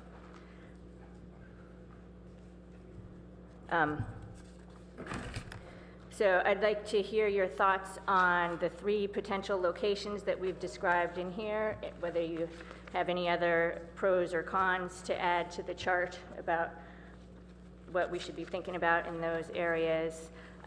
Given concerns about creating habitual off-leash use at a site by starting a pilot, that's something that has been repeated by other cities quite vigorously. So we think it's worth some serious thought on our part. These locations that we've identified here are all kind of in that midtown east-west corridor. They don't meet the needs of getting to North Palo Alto or South Palo Alto, where we really do need more dog parks. The thing about a shared use dog park is it's really, I think the location is largely determined by where there's another use in a large space. So we don't have a lot of other options besides these for permanent or pilot sites.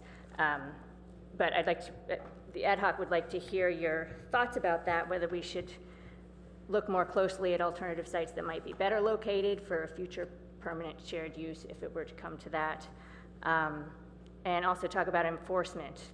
One of the things about a pilot that's short-term and temporary is you really want to be able to close it down at the end if it's not successful. And given that our enforcement of the leash law citywide is fairly negligible already, we don't want to create an additional problem for folks who are burdened by unauthorized off-leash use. So we'd like to hear your thoughts about enforcement, which is also outlined in the memo. And then metrics. There's a list of metrics attached. What do you think those are the right metrics? Do you have any thoughts about who and how to collect them? And finally, outreach. So that's kind of the scope of what we'd like to cover. And we'll open it to public comment now. We have 2. May I just add one last thing? Yes, go ahead. The one thing that we didn't have when we created this document were actual costs associated with fencing the 3 locations. Right. So I wanted to give you that note before your comments. So the Baylands Athletic Center, it would be an additional fencing cost of $1,000. Greer Park, it would be an additional cost to fence $21,350. $21,350. And Hoover Park would need additional fencing of approximately $4,000. And that includes the double gate. Oh, for all yes, of and that those includes a double gate. facilities. So people would have to enter into this fenced area. Okay, now we'll go out to public comment. Howard Hoffman, followed by Daria Walsh. Thank you, members of the commission. Howard Hoffman, president of Palo Alto Dog Owners. I live on Waverly Street in Palo Alto. And our group is very pleased that the commission is considering having a shared use facility. And we would be happy with any of these, frankly. I guess the little bit of feedback we've got from our members so far is the Bayside is not really near where people live. And even though it would be least costly to do, I think one of the other sites would be more to people's interests. There was one question on the Hoover site, whether that was to be shared with the space inside the baseball fence that was recently constructed or on the outside. So I'm not sure what the intent was. Was that on the outside? It's the inside. The inside. And that's part of, I guess, how the cost Exactly. is it And that's why the 4,000? area is quite a bit smaller. And in terms of having a reasonable place to play with a dog, or dogs, and to have grass be able to survive, I mean, this is obviously one answer to that, so we're pleased with that. And we don't feel that this is going to be the total solution, but we're very happy to see something. We know that the city's in the middle of a major effort upgrading or doing a new master plan for the parks. And so we hope that that's going to include some other opportunities for dog recreation, particularly since this doesn't address anything north of Oregon Expressway. Well, I guess the Bayside, you could say, does, but again, it's not really near where people live. So with that, if anybody has any questions for us. Oh, one other thing, I think in the information, it said that we represent 100 dog owners. That's 300. So. Thank you very much. Thank you. Daria Walsh. Hi. Good evening, Commission. I'm Daria Walsh, 810 Fielding Drive. And I wasn't planning to speak tonight, but one of the problems with the dog owners, there are thousands of dog owners in Palo Alto, and I don't need to tell you that how important recreational opportunities for dog owners are, but it's always hard to get dog owners here. In fact, I think dog owners often act more like cats when it comes to something like this, because if the dog owners were here, there would be thousands wagging their tails. There's a lot of enthusiasm for this proposal, and I know that people don't always show up, and I want to make sure that you know that there are a lot of people who really value this proposal. And the recreational dog facilities allow a really deep connection between people, and I've seen it hundreds of times when I go out with my dogs and have a chance to meet other dog owners. It's just a way that you can connect with people that is beyond a lot of other options in the city. In terms of the memo presented, I just have a couple of comments, and obviously I think like a lot of other people, I would prefer a neighborhood location. I'm sure like a lot of you, but I understand the complexity of that, and I think you've covered that pretty well in the memo, the complexity of having something in the neighborhood as opposed to something in the Baylands, which is maybe a little bit more neighbor-friendly because there are no neighbors there. But the value of having something in the neighborhood is I think not only does it provide the easy gathering place, but it also provides that exercise opportunity, which I know the commission is aware of and would like to promote. The one other site in Greer Park that is possible that I don't think was discussed in the memo is the area around the skate bowl there, and that actually turns out to be a pretty good area for a shared use. Now, right now, the skate bowl is surrounded by a pretty ugly, tall chain link fence, but it's an area that's really used only after school. I mean, sometimes you'll find someone there in the morning, but generally it's used after school. It's an area where it would be nice to upgrade that fence because it is pretty ugly, and it's kind of on a sloped area that's not that usable for the field. So that's just one option to look at. The last thing I'd like to say is that while I admire what Menlo Park has done with their funding for the shared dog facility that they have, I don't think the city should expect that. I think that this is a facility that for people who use this facility, it's probably the only city facility they use. And for us to fund, we rake the playgrounds every morning, the sandboxes, we maintain baseball fields, we maintain trails. I don't think it's that much to ask for the city to establish and maintain a recreational opportunity for dog owners. So thanks for bringing this up, and I'm happy to see it on the agenda again. Thank you. Thank you. Okay, any questions or comments? Commissioner Markovich. Of the 3 sites, I think weighing the fencing cost and the proximity, that my vote would be for Hoover, because it's in the middle there. It's not the most expensive, and it's also not way out in the Baylands. So that would be my first choice for this pilot program.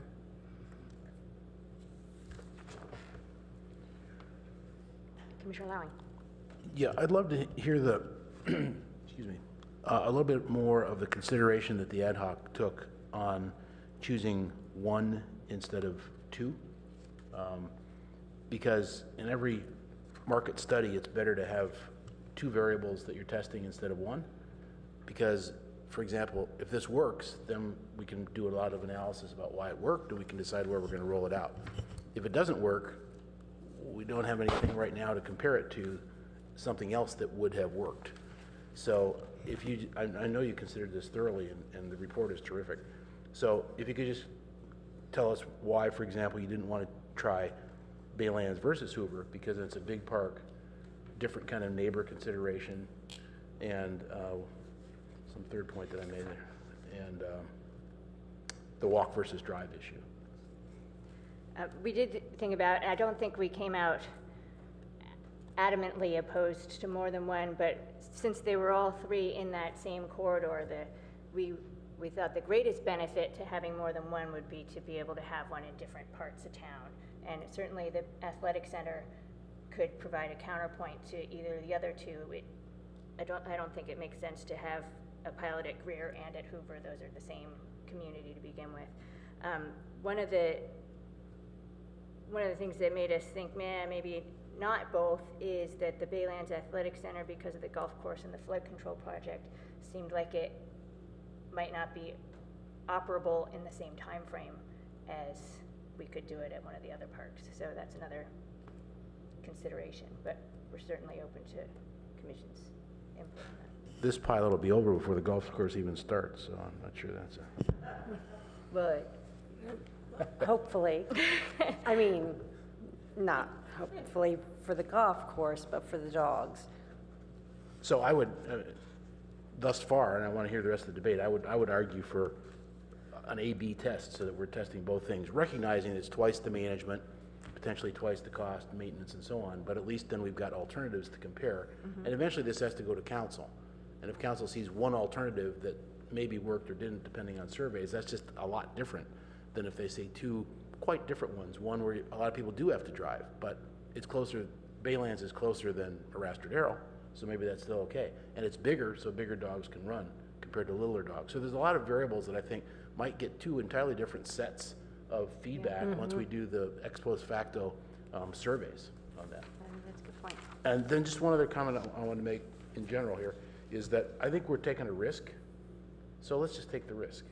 Let's not worry too much about collateral damage and things like that. Let's just, try this thing out. I mean, we're going into it saying this is different, and we're going to step on some toes, and we're going to make some people happy, and that's why we're doing it. We just need to take some risks. So some of these things that are concerns are quite valid, and they should be part and parcel of the evaluation process. But I don't think we should not do them because they're a little bit risky. So I'll stop there. Thanks. Commissioner Richter. I had a question about Menlo Park went to a professional cleaning. Is that because people didn't want to, or they weren't doing a good enough job, or what? Do you know the story behind that? It was handled entirely by the dog owners group. So they had initially done a sector-by-sector cleanup afterwards and then decided to make the switch. I don't know why. I think they surveyed maybe you remember, Nunu said, I think they were in touch with their clientele, their users, and thought that it would be easy to raise the funds to hire a professional cleaner-upper, and they still do. That leaves the dog group to do just the oversight as opposed to the So on the ground. the dog cleaners come in every day then? Yeah. After Yeah. every use? Yeah, I think every so. day. Okay. Yeah. Also, you mentioned that at Hoover, the outfield fence is only 4 feet tall. Is that adequate, or would you have to extend that outfield fence, or is 4 sufficient? Depends on the dog. It's not adequate for mine, but But it's it adequate probably for is mine. many. So I think that going to what we just talked about, there's just some things that just aren't going to be the perfect scenario, but you have to try it to see what works. And for some dogs, 4 feet might not be enough. For the majority of dogs, it probably is. And that goes to owner responsibility for managing their dog and understanding that their dog likes to jump over 6-foot fences. Some dogs like to dig. So a lot of this has to be given to the trust of the owners for self-policing and monitoring. What is the height of the Hoover Dog Park fence right now? It's 3 feet. 3 feet? Okay, so we get an extra foot over that, Yeah. so. Yeah. And that 4 feet is the same as the Greer dog park, that little dog park in Greer. Okay. Also has that lower, but not 3 feet. And what is the thinking, if this shared use is successful at Hoover, then we would have a shared use and a dog park, but the dog park would be still attractive because it'd be there 24 hours a day or whenever the park is open? We haven't considered that because this would be a temporary pilot, and I think we don't want to assume that it would become permanent at that location. We just want to see if we a can pilot works. succeed with a pilot.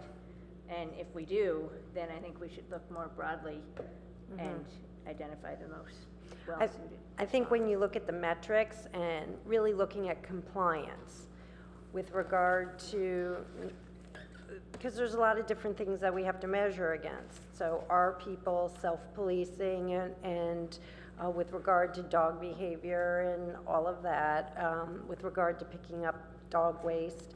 And also, we have to measure it based on what the city is going to be dealing with regard to turf issues and the condition of the turf before and after, and how much more additional cost and expense and maintenance and people hours it's going to take to maintain those fields so the other users are happy too.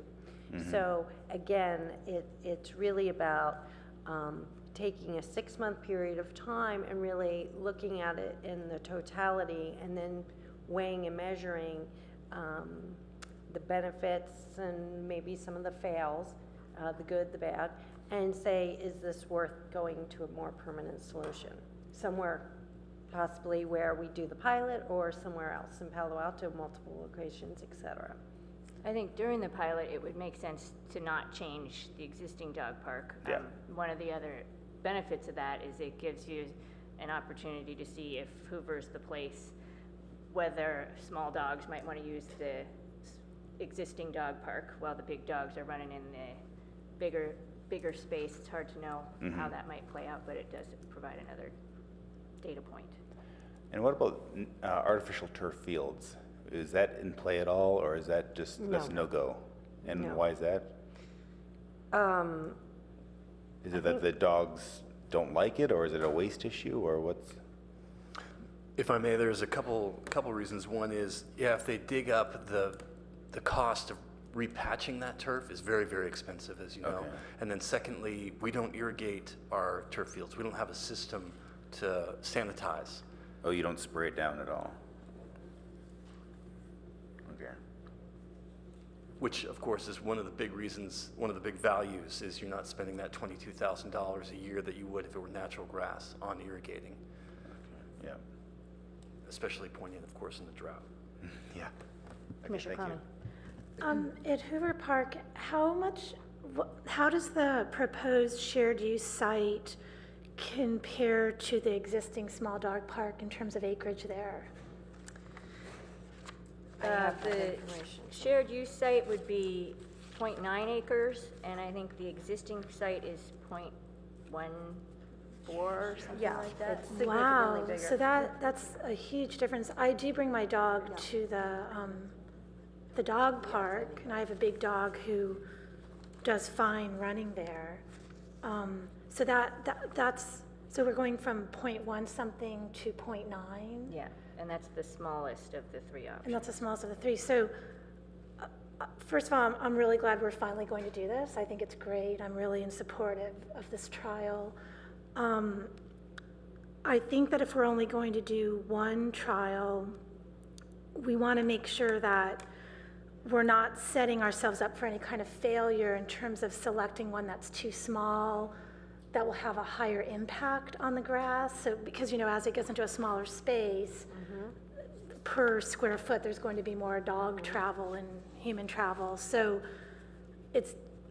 I just don't want us to get trapped, but we know we want to go into neighborhoods with this plan. So if we think that's kind of an average amount of space within the neighborhood locations, I would be in support of just one, and I would lean toward Hoover. You know, if that mimics sort of the other places we would go in neighborhoods, if there are bigger places to go in other neighborhoods, and maybe there's a rationale to go to the Baylands and get that bigger space. Just so I'd hate to see us have to nix this because of impact when we might not have seen that with a bigger place. So I just don't know how to pitch that. Another potential problem is that when we have field closures, the sports groups have hotlines that they call, and they alert everything, and games and practices get canceled. And post-rain is a time when a field is at a very vulnerable state. And I need to understand a little bit more how the users of this proposed shared use field would know not to go. Is someone going to go and physically post a sign? I think we might want to include on the existing signs that with rain that's closed, call the hotline. It's the same. Yeah, that's number going to that be sports really teacher's important gonna call. because if people don't do that, and people might, if people don't have kids that play sports, they're not trained to really think about that. And I don't know about the demographics, you know, what kind of, I assume we're drawing on a wide cross-section here so people can help each other out. Do you have any other suggestions about how to do that? I think it's going to have to, there's going to maybe, when it gets opened, I think there needs to be some educational sessions maybe to. Also, if you look at the rules that we drafted, number 12 does say if there is a field closure, there will be no off-leash, that's a typo, leash, dog usage until the city of Palo Alto notifies the field is reopened. So we have it, it will be posted on the rules, and I think that's maybe a nuanced thing that we could talk to Darren about with regard to when his maintenance people, how many times or when their planned maintenance is there, do they post a sign and then take it down? Or we, to Chair Hederley's point, as part of the signage, because there absolutely would be signage posted, direct people to, or we include in the literature when it rains, and just make an edict up front that when the field is wet, there is no off-leash dog hours.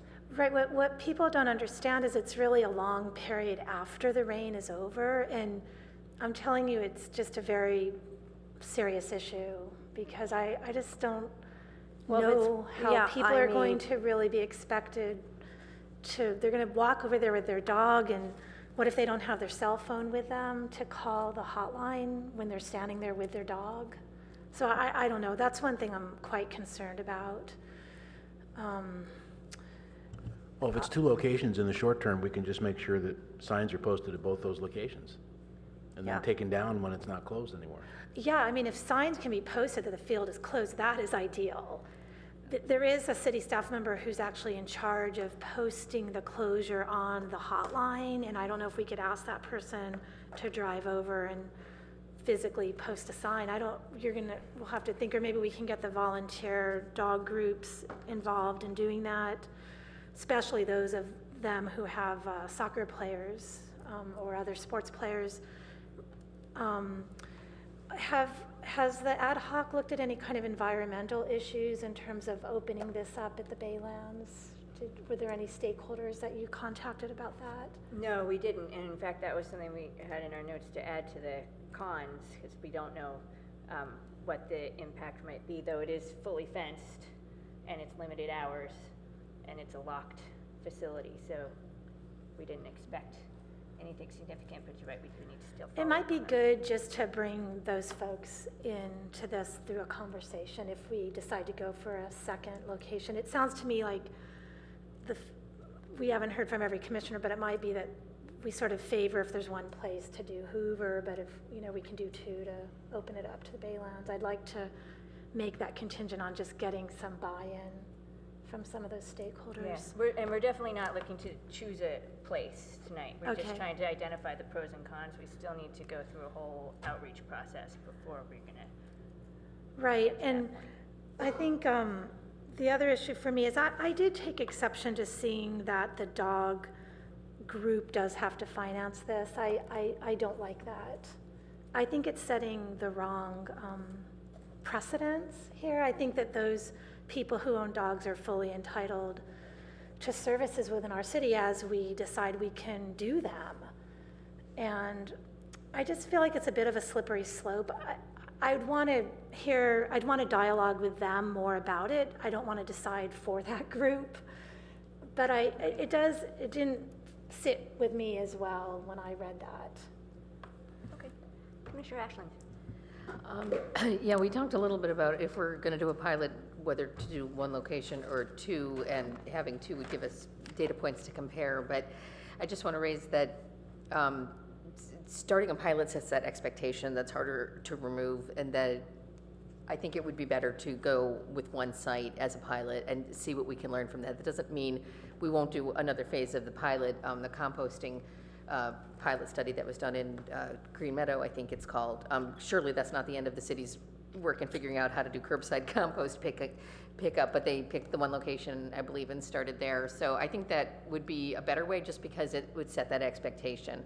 I will definitely leave it more to the dog experts to decide which site, and I'm glad you said there's more outreach, because as a non-dog owner, one of the things that comes to mind is there's a lot of requests for this from the north side of the community, and since Rinconada is such a big and centrally located location, if that was even in consideration. I don't know if you guys... It is not in consideration for the pilot. Because there's no fence. Right. We only chose areas that already had existing fence and would just need extensions of the fence. Oh, okay. That was the other question. When you gave the costs for the fencing, were those temporary fencing costs or were they permanent? That was permanent fencing. My hunch is the temporary fencing, which I haven't had a chance to cost out, would probably be close to the same price. Okay, again, if it's permanent fencing, I think that even does more of setting up the expectation that it's really going to be at that location. So that we need to look at that carefully, like you're going to do with more outreach as well. So I think those are my questions. Thanks. Commissioner Markovich. To the point of Commissioner Cromie's regarding the dog groups paying for this, the soccer teams pay for the maintenance of the fields that they use through their fees. So I don't see a difference on that. And then my other question was for Hoover, you already have an existing dog park there, and it's fairly small. During this pilot, would it be feasible to take the smaller one and use it for small dogs only, and then the larger one for large dogs to kind of even out the wear during the pilot program? That would be I didn't know if you'd looked into that or not. Well, the one issue is this would only be 2 hours in the morning, Monday through Friday. It's very limited hours. And so you would be limiting, it would almost be a caste system with dogs, because it would be kind of difficult stop a person who had the wrong size dog, like, oh, you can't come in here, because people can walk their dogs and exercise their dogs when they can. And if they know that there's off-leash hours from 8 a.m. to 10 a.m. Monday through Friday, that's what they're gonna do. So I think that might be a little difficult to manage, just also from a staff perspective, to monitor that and oversee that. That's just my opinion. Commissioner Cromie. I'm glad you brought up the hours. I forgot to comment on that. If we are doing this as a pilot and then we're going to be monitoring wear and tear on the fields for such limited hours, when we try to, if the pilot is successful and then we try to roll it out, is that the concept on this commission, that it would be such limited hours? Yes. In Menlo Park, did they not have any evening hours? No. Okay, so because we have to really mimic what we're hoping to roll out. Right. So we looked at for the cities that have off-leash dog hours, up and down the peninsula, San Mateo County, Santa Clara County, and it seems, for the most part, very uniform, that there's very limited off-leash. Not to say that they don't have enclosed dog parks that all day, night, whatever, but this is specifically off-leash, and they all have very limited hours because the fields are used other times a day. So we've chosen, a lot of fields are used in the evening, so that's why we chose those hours. I would just throw out, it seems really limited to me. I mean, I would hate that we're giving private schools precedence because we're renting out our fields to them and making money. I just don't understand why we wouldn't have any hours like from noon to 2 or something like that. Because there's a high population of park users at that time, and if again, this is managing expectation of the community as a whole, so you have we don't want to bias against, I have a lovely dog. He can walk up to any little kid and just lick them, but not every dog is like that, and noon to 2 is peak park hours for people who have young children, if a school is using the facility, and dogs might get freaked out with that many people or little kids and scream. And so you don't want dogs running around without leashes during high park usage hours. I don't quite get that argument, because the dogs would be walking to the fenced-in area on their leash, and then they'd be off leash once they're inside the fence. So I just personally, I'm not going to make a big deal out about this. I think it's really the role of the dog advocates, but I just don't get that argument. My guess is that part of the reason for the limited hours is if you were doing the manual sweep yourself, then you'd have to stay there for the end. And so you don't want a 4-hour period, because then you have to stay there till the very end to do the sweep. But if you have professionals coming in, you can go in at the beginning, first hour, and then you go back home, and while you're back at home, the professionals are doing the sweep. So I think if you did have professionals doing the sweep, you could open it up and have a 4-hour window. I think that would be certainly reasonable, at least when school's in session. So let's move on, since we're behind on time. Enforcement, we suggest talking to other city departments about what it would entail to have some increased enforcement during the pilot period. Is that something you all would like us to do? Don't think it's worth doing? Any input on that?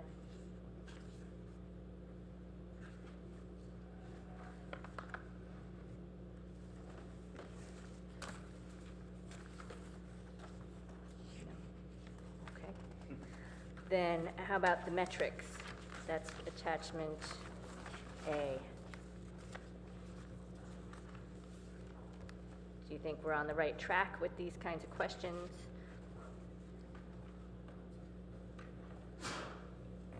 I think one thing that's going to take some work is to convince the baseball people that their field is going to be in good condition. And I think you addressed it here, taking before and after pictures. And I think our point to them is, if the field is getting damaged, we will find a way to stop that damage or stop the program. And bad things could happen, but I think it's a risk worth taking.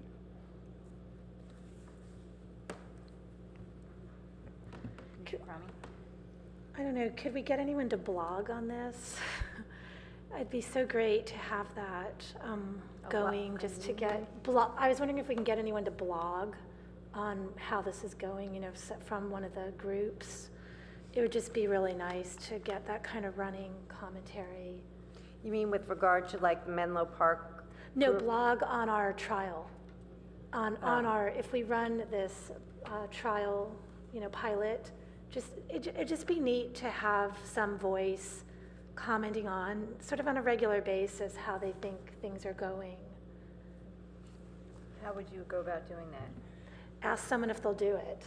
Someone, a dog owner, a Yeah, neighbor, a well, we could ask someone commissioner, within staff? no, I don't want to, no, I wouldn't want to put this on staff. I'd want to put this on a resident, and it'd be really interesting if we get multiple perspectives. I think a person who owns a dog and is invested in this pilot might want to spend the time on a blog. I mean, it would be lovely for someone who is not a dog owner to also comment on it. Someone who's a really heavy user of wherever we put a heavy park user, a parent who brings children to the park at that time of day. But again, if it's just from 8 to 10, I don't know who the competing users are. They might be people who are doing athletic workouts, before they go to work, who are not dog owners. But I would ask someone from the dog advocacy community. And also notify people during public outreach that, if someone wants to do that, the commission would be interested. Okay, how about number 2, spot monitor on site during designated off-leash hours to track compliance? That seems like a great idea. The question is who would do it and how often do you think would be appropriate for that kind of thing? I don't think it's very I think we do need to rely on the dog owners group to do kind of daily oversight, but maybe we want a commissioner or a staff person or somebody to be on a regular schedule once a week, twice a week to check in and have a different I think it's perspective. very reasonable because this commission has been talking about this before my tenure started. So I think it's very reasonable to put some sort of rotating schedule together with commissioners, city people, dog group participants, and do that spot monitor. That's what Menlo Park does. They consider it self-policing, and so it's a group of people that when they see someone that's non-compliant, they kind of let them know that this is what you need to do. This is the sort of, in effect, the rules of engagement, because we'll lose the privilege if you don't engage. So they said they've been extremely successful with the regular users of off-leash dog hours, of anyone new kind of bringing them in and saying, hey, we don't want to lose this privilege, so this is how it goes. All right, the other question that we struggle with is on number 8. We'll collect complaints, tally them up. How do we decide how many complaints is too many? How do we figure out what the measure of success is? Is that something we do in advance? Is that something we do as we're going along by however it feels, or the nature of the complaints? Is that something that you think we need to flesh out more before we start talking to people more broadly about it? Commissioner Ashton? Do you have any information from these other cities about complaint to happiness ratios, so we would know what to expect? I know complainers are more likely to log it than the happy people, but in this case, since this has been in such demand from the dog owners, maybe there's something we can use from these guys that we know what to expect in terms of complaint to happiness ratio. Do you know what I'm saying? The people who write in and say thank you. I don't think they've tallied the happiness reports. I think they've only... They haven't, okay. And I don't know that they get any. They didn't talk about happiness reports. Okay. They only talked about complaints. In our case, but since we have such an active dog owners, community, it might be worth to just tally that information, and then the dog owners can get out the news clearly to the other dog owners to say, if you like this, send your thanks. Because if we're not tracking it, or if we're only looking at it and wondering, well, there's only a few number of complaints, but they're really lengthy and extensive, it doesn't really give us information, but maybe we can try to track it a little bit both ways that way. Commissioner Richtel. I guess I don't quite understand the question. As you say, how many complaints are too many? Is that to say that this pilot is unsuccessful, or is it too many that we should shut it down? What's the... I think the point of the metrics is to establish some data points so that we can decide at the end of the pilot whether it was sufficiently successful that we want to either continue it or create a permanent. So you want the criteria defined ahead of time, saying... Well, that's the question. Do we, for Yes. this, do we define it ahead of Yes, time? you need the data baseline, right? So you have to have a baseline. So the metrics for evaluation that we included in this packet are for us to think about and to measure the data as it comes in. I mean, it seems very reasonable and logical that whenever you implement a new initiative, whatever it is, in the beginning, maybe the first month or 2 or 3, you're going to have a lot more interest and a lot more maybe highly opinionated people. And then once people settle in and realize, oh, okay, maybe it's not so bad, it will taper off. And that's certainly my expectation. But we wouldn't want to set, if we get 50 complaints, if we're shut down. Yes. I don't think we want to have a fixed target like that. The question is, how do we think about it in terms of evaluating? I'm not sure if you can do that ahead of time, just because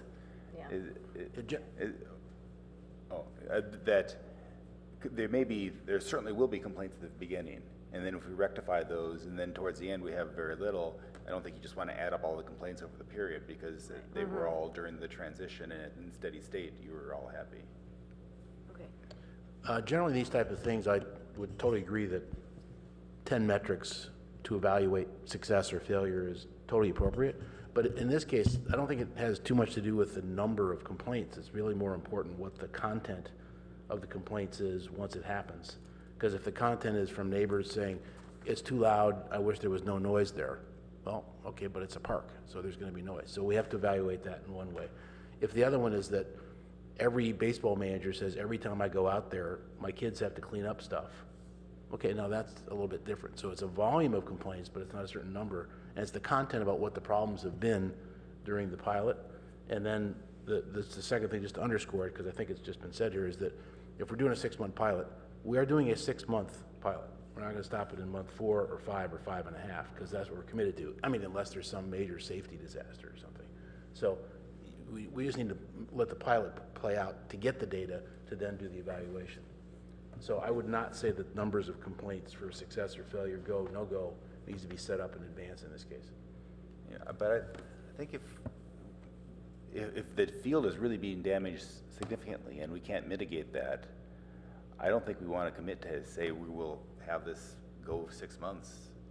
I think part that's of fair. If the dogs committing- are digging it up every night, that's fair. Yeah. Yeah. Or We if don't. there's flagrant violation of the rules. Yeah. Yeah. We have to Right. I don't think we want to just on the first problem shut it down, but I think we have to try to mitigate it. If we really can't, we can't just let the Yeah, dogs. totally fair. Totally fair. Okay. And the city committing, because obviously this has to go to city council and they have to commit to the 6-month period. In essence, they are saying, we are going to maintain that field so the other stakeholders, the other users, et cetera, the field is in acceptable condition for soccer, baseball, et cetera.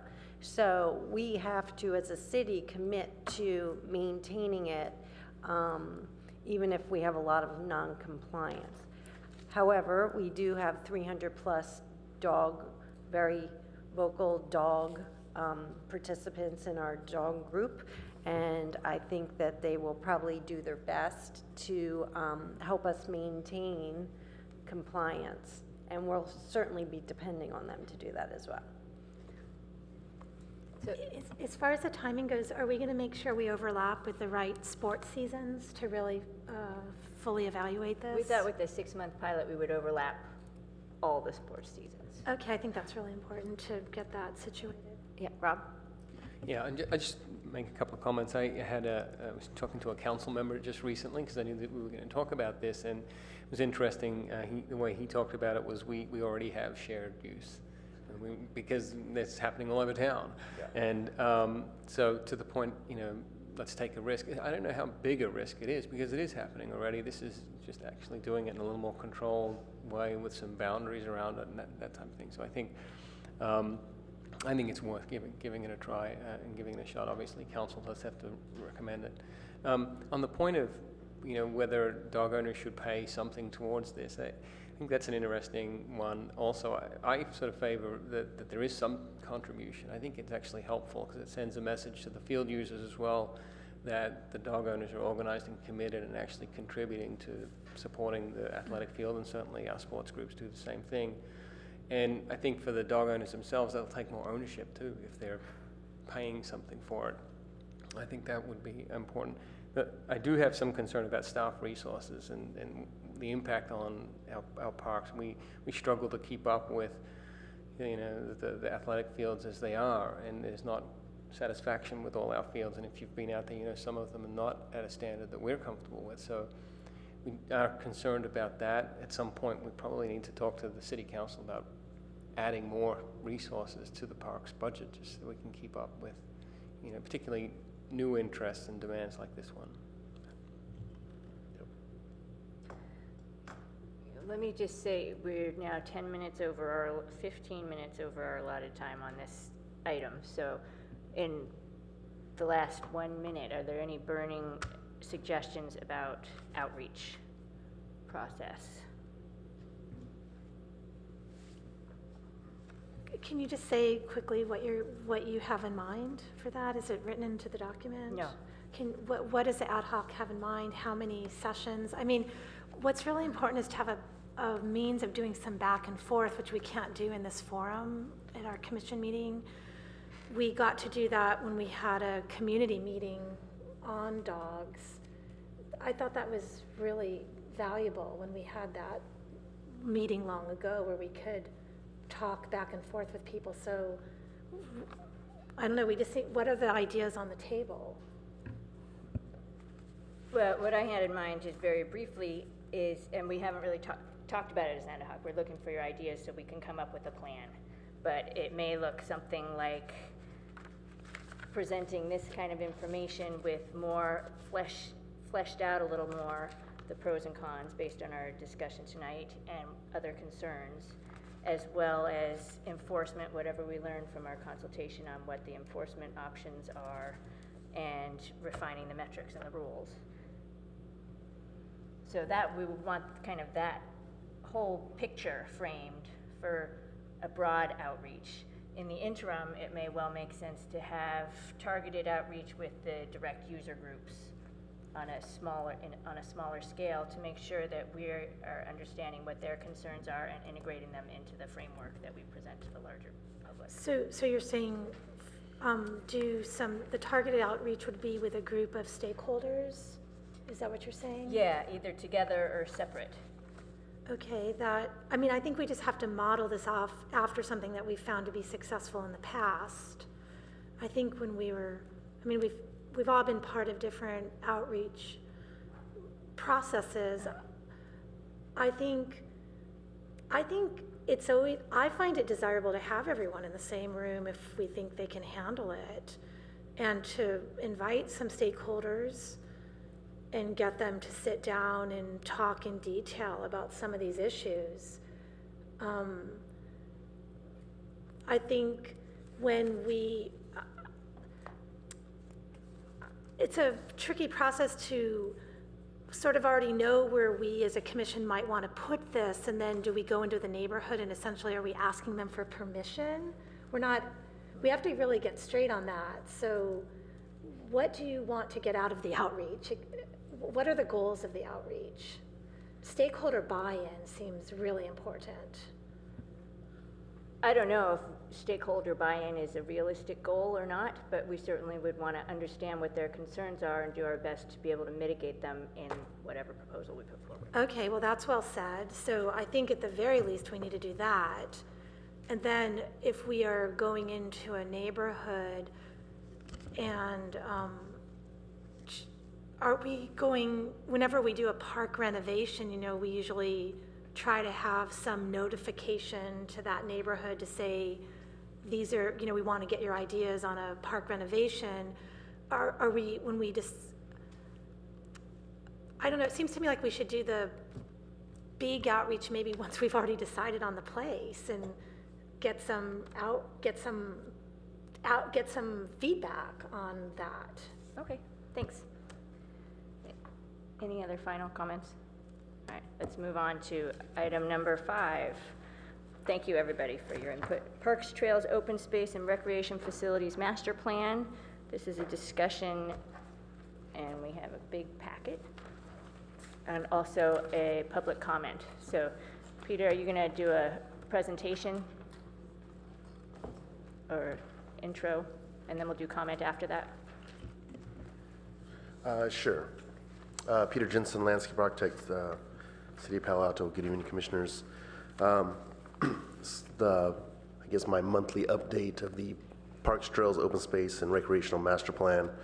As you can see by the package that you got this week, the consultant MIG is now starting to produce a large amount of analysis data that they're basically giving to us to review, which we are reviewing as staff, as well as opening that up to the Park and Rec Commission to review as well.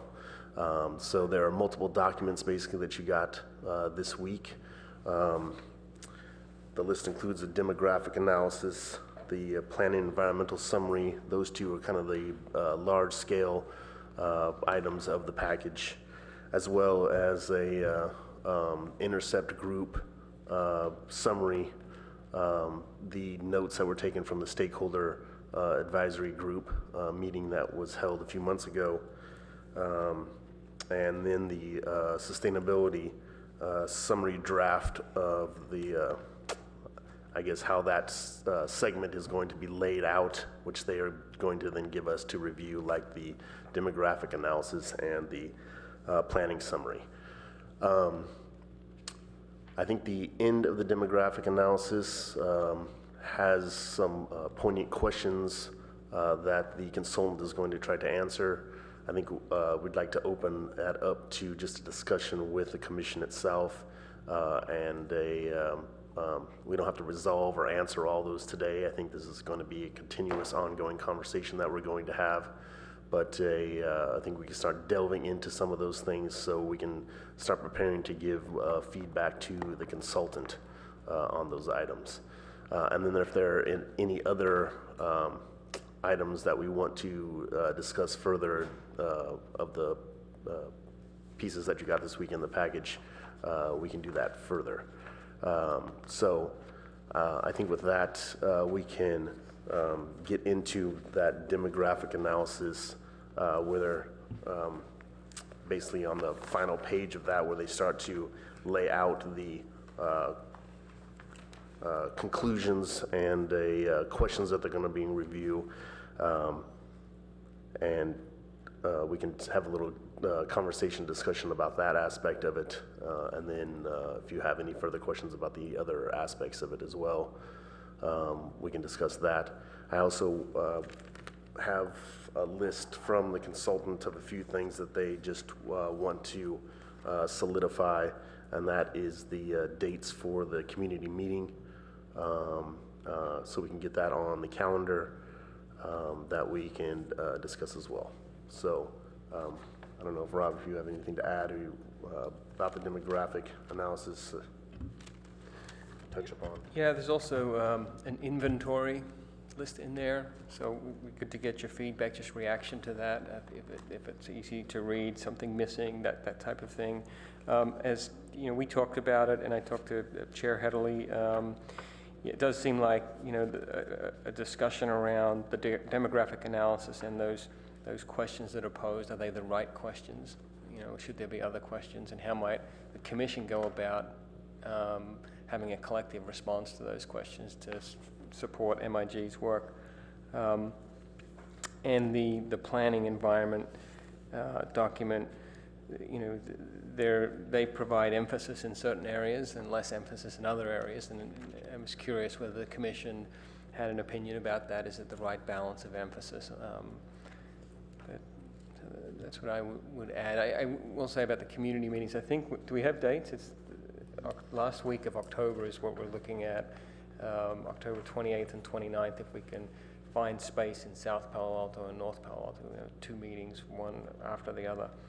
We're still trying to secure the space.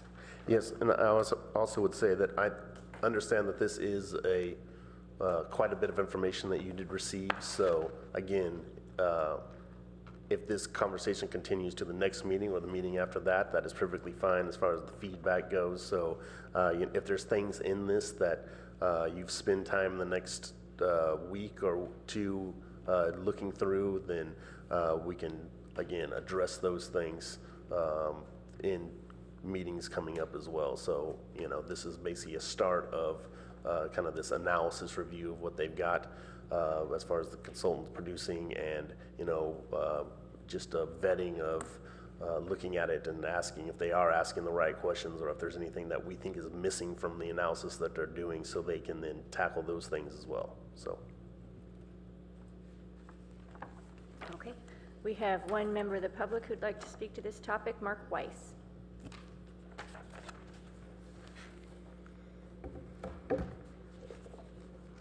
In my 3 minutes, Commissioner, Yep. Commissioner Chair, I'm going to use a new communications protocol called BLUF, B-L-U-F, and I got this from Stanford grad, Rhodes Scholar, Hoover Fellow, and former ambassador of the U.S. to Russia, Michael McFaul, M-C-F-A-U-L, who I also think of as a very rockin' guy with a good ear. And what BLUF, he says, means is bottom line up front. Bottom line up front. So my bottom line is a new park in Ventura on the Fry's property. I meant to say this at 7, but I was in another meeting. But I think it fits here because in your meeting summary, item number 4, Parks, Trails, Open Space, Recreation Master Plan Stakeholder Advisory Group from June 25. Number 4, careful use of small parks and places is important since the city is built out. And number 9, look at the distribution of the parks throughout the city and consider underserved neighborhoods. I believe I spoke about this topic to your commission before, and a couple other places. And if I quoted Kenneth Baker on Donald Judd, I'm going to use a little rock lyric. My shadow's the only one that walks beside me. My shallow heart's the only thing that's beating. Sometimes I wish someone out there will find me. Till then, I walk alone. But I think there is community interest in this. It was consistent with the white paper you guys issued about the comp plan and the per capita. But what I find quite strange is that official documents seem to presuppose that Fry's, after meetings with Sobrato, is definitely in the housing element. It's definitely in the new comp plan as 200 housing units at 17.6 units per acre. And who makes these pre-decisions? People are getting pretty fed up with all this pre-decision, especially from consultants. I did meet the consultants in the parks at the Cogswell Plaza Concert Series. I thought they were pretty decent. I'm kind of curious how much we spent on them. For example, we spent $1.7 million. $1.7 million to review our comp plan? I thought commissioners write comp plans. Anyways, part of this is directed at you. Part of this is just the general morass we're in. We have a real leadership crisis, with due respect, Sir Rob, and Darren, and Mr. Jensen. We want a park in Ventura. Who cares how much Sobrato paid for the land?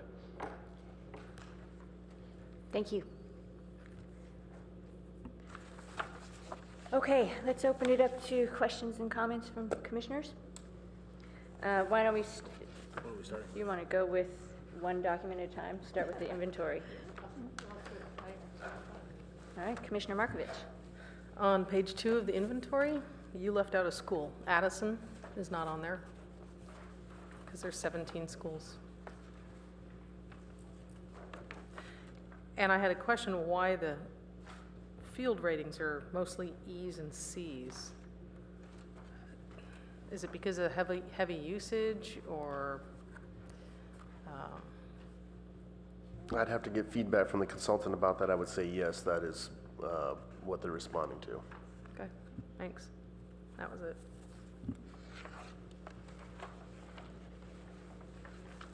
Other commissioners? Comments on the inventory? All right, I have a couple. Under the, also on page 2 of the inventory, you have all the schools listed, but none of them are checked for use of gym space. I think we use Terman Gym. Do we use any other, if we use all the middle school gyms for after-school sports, which is a city project program, right? So those should be checked for gym use. And I think it would be handy to have some sort of indication of when public availability of the various school sites is for whatever uses the city uses them for. Does that make sense? Okay. Also, I think there are a lot of gaps. We don't have quality ratings for a lot of these. So is that something that's still yet to come, that this is the first round? Or is that because we couldn't make a quality determination? No, it is still yet to come. Okay. As far as missing things that I would love to see on an inventory, I think it would be nice to have not only the existing developed facilities, but also included any city-held easements or vacant city property that could potentially be used. Obviously, you couldn't check the boxes because it's not being currently used, but that seems like an inventory category that would be nice to represent. Yes? With regard to the listing of the schools, we have a number of them that, while City of Palo Alto, the school district is not using them, they still own them. They're leased out, such as Garland, the one up in Los Altos Hills, which is Pinewood is using it. I think there's 4 schools, 4 or 5, that probably should be on this list, but noted that they are not being used by PAUSD at this time. But, you know, in the future they may, so it'd be good to have them on this list. The other thing for inventory is I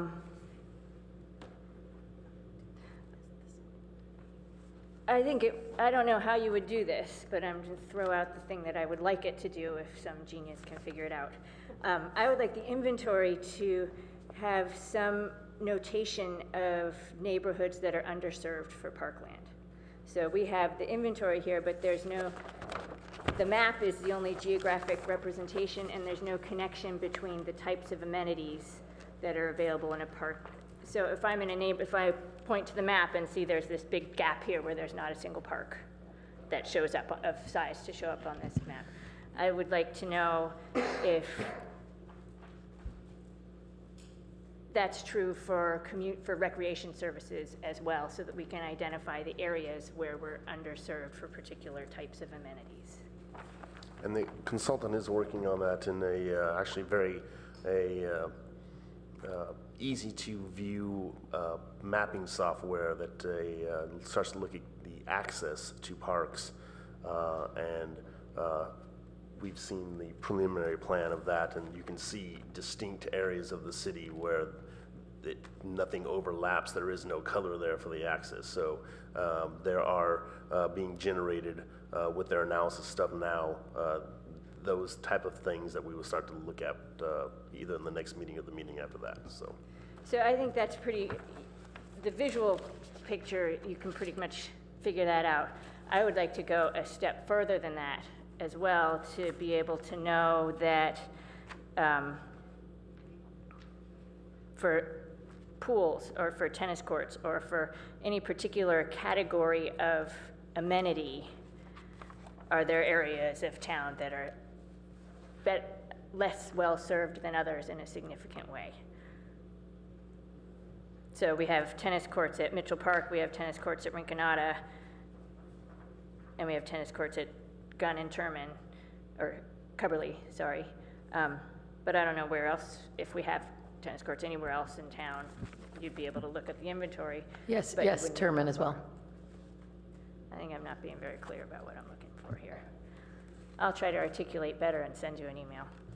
no, I think that's you're being clear on it. You're basically discussing specific amenities and then showing on a map how those things are, who has access to them, and basically who doesn't.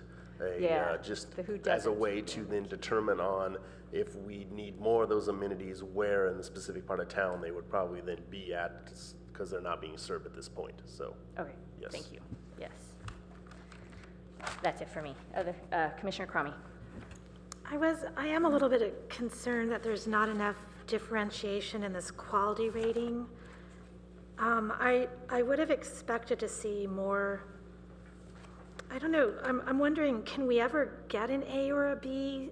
The way this is set up, do we need to basically have no time restrictions to be A or B? And I don't quite understand that, because aren't we always going to have time restrictions in this city with the number of athletes, number of teams, demand on the field? So I don't think that metric differentiates the fields well enough. It seems like it's an impediment. You know, it just seems unattainable to me. And if you've basically just cut off half of the range by having what almost seems to me like an unattainable goal. The lights in particular? Well, there's this thing about time restrictions. So the only way you can get an A rating is to have high quality turf and few time restrictions. I mean, I can imagine that we'll have areas that have high quality turf with restrictions. It's true. And I think restrictions are inevitable, and I don't quite know how time restrictions are defined. We'll talk to them about that. Actually, could be tightened up. And you can run into this very same problem with bathrooms being a criteria. That really messes. I see that you can get an A. For instance, looks like you can get an A rating if you don't have a bathroom, but you know, the bathroom, I think, is a little bit misleading to put it in there at all, maybe. Yeah, because in some places we intentionally don't want to put bathrooms in. That's a good point. Yeah, it's interesting how it relates to our fields policy. You know, the field policy, brokering policy that you helped draft also has a rating of fields. Right? Yep. But then in that case, we had things like proximity to homes, and it was more related to how much we could broker that particular field given parking, bathroom, proximity to Maybe we could sync them up a little bit more. What's that? Maybe we could sync them up a little bit Yeah, more. they ought to be synced up a little Yeah. bit. Because we do, I think a rating is useful, but it just Yeah. has to make sense to us. Right. Any other comments on this document? Also, it seems to me you're missing something on some of these fields, the ones that have tracks. Palo has a track. Jordan has a new track around its field. You might want to add that because it's important. Yes. Okay. A couple of things on the inventory. The land acres column is all blank, and it would be nice, I'm on the back page of the inventory for the schools. The acres are not listed there. So the column is there, so it'd be nice to have that per school. Also, the soccer field column, none of the elementaries are checked off as having soccer fields, but I was definitely under the impression that they were used by the younger age groups in the leagues. The tennis court, it's marked at Pally and Gunn and Jordan JLS, but Terman isn't marked as having tennis courts, which it does have that are city courts. And only one of the schools is listed as having a pool, that's Gunn, so Pally, Terman, and JLS, and Jordan all have pools as well that are even used by the city, as Lacey told us. The JLS is in the summer. The play area column is all blank, so I would assume that all the elementaries would get a 1 for having the play area available to the public when it's not during school hours. And I just don't understand the building column. I guess that means it's not available to the public, but I'm not really sure what that building column means for the schools. Ventura has it, I guess, is the only one that's marked. I think it relates to a community center. Is that what it would be? Yeah, it says Ventura Community Center building only, and it has a 1 in the building column, but Ventura is also on the park list. on the first page. So I don't really know what that means, because the schools are available for rent by Girl Scouts and Boy Scouts, and so that's unclear to me what that rental policy is to the public.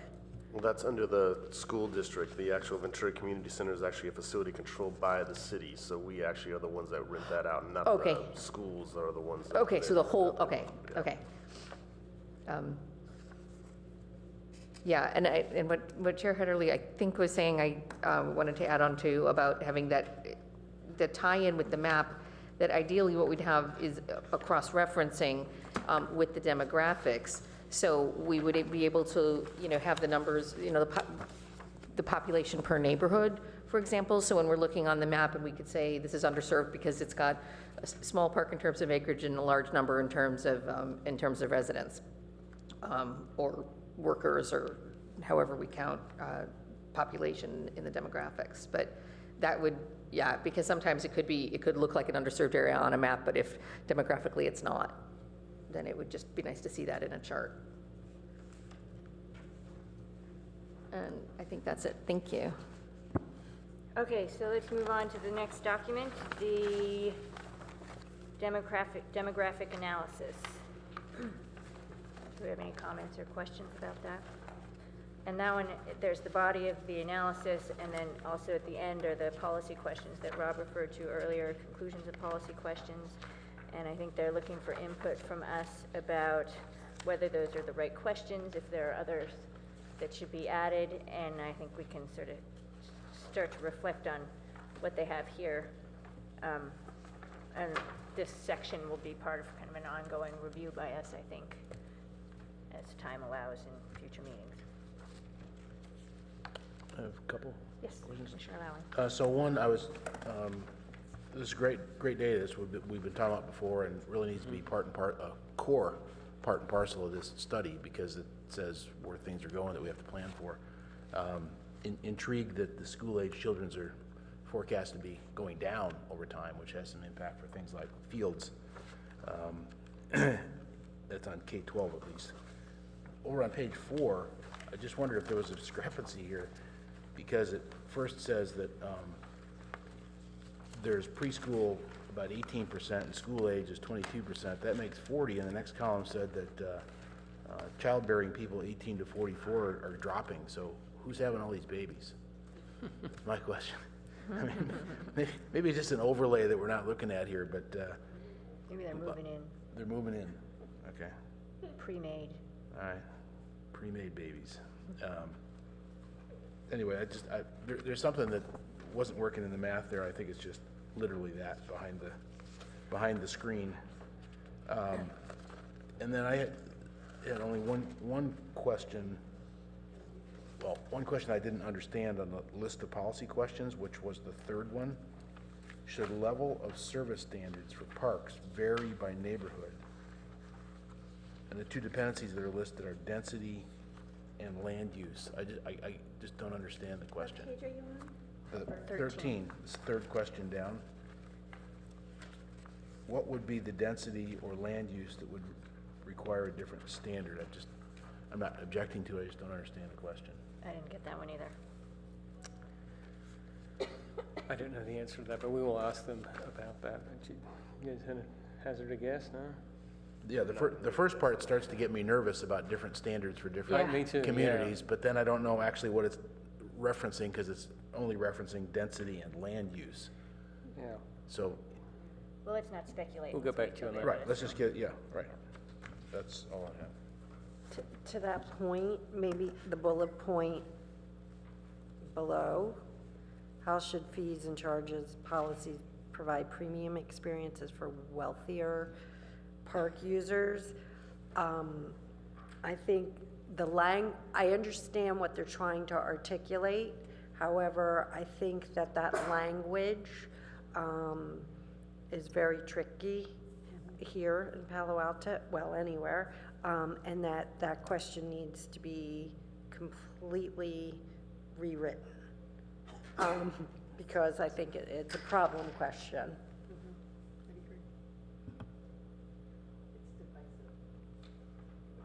It's more like how do we provide and pay for services, period. That's right, not based on income, right. Public services are exactly that.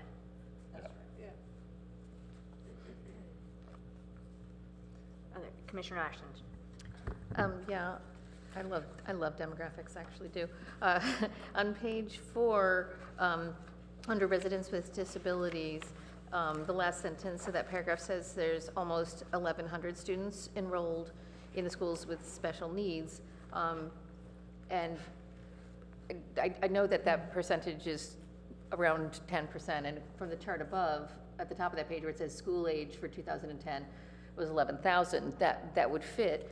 But my question is on the next page 6, under population disability status for under 18 years, it says Palo Alto has 2%.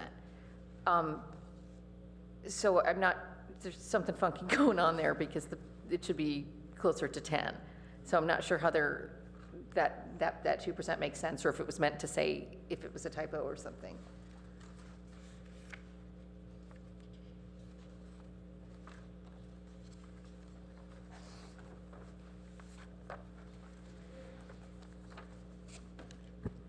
Any other questions or comments on this document? I have a couple. Same question I keep asking in different ways.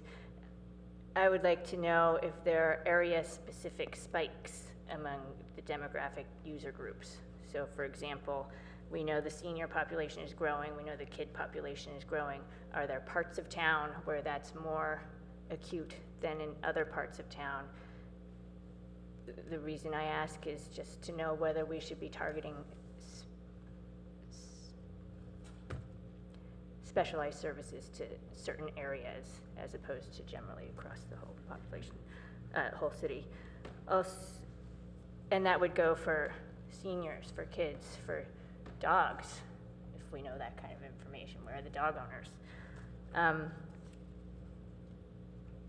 I liked on page 9 that it calls out the importance of recognizing diverse subgroups within the senior population, that different seniors have different needs, and that's certainly been proven true with this latest generation of seniors in a way that a lot of cities haven't been prepared for, so I'm glad to see that in here.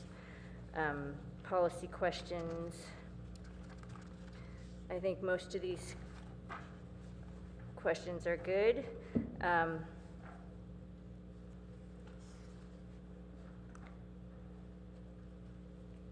Yeah, I think I don't have any comments on those yet, so maybe that's something we need to think about more in the future. Other comments, questions on the demographic analysis? All right, next one is the planning environment summary. Anybody want to start? Commissioner Markovich. On page 2, under related plans and programs, it'd be interesting to see if you could include the airport master plan that was worked on about 8 years ago, because it is recreation for some people, and it's out in the Baylands, so it makes sense to include it.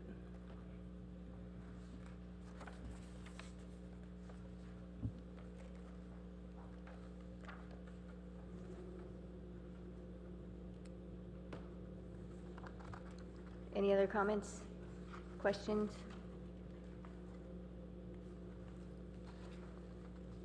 I have a couple. Getting back to easements, I wonder if this planning summary is an appropriate place to include limitations or guidelines for how the city obtains or uses easements adjacent to public facilities. Also,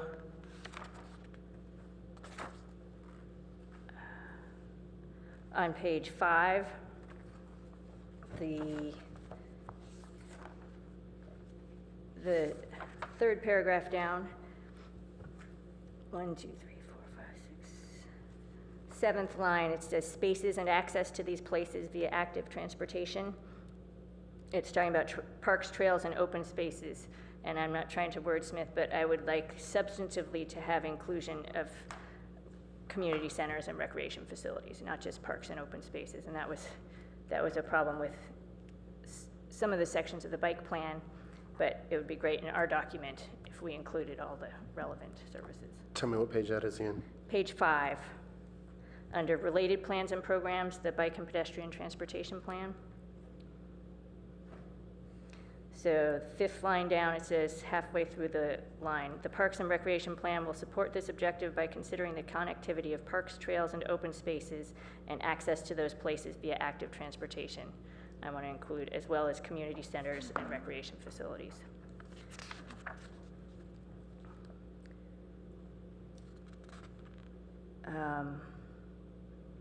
I had a question on page 6.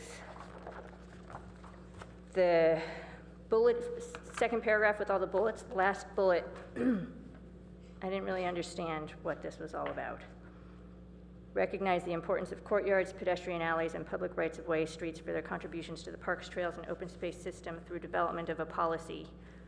What, a policy to do what? That was not clear to me. Maybe it was just late at night. And then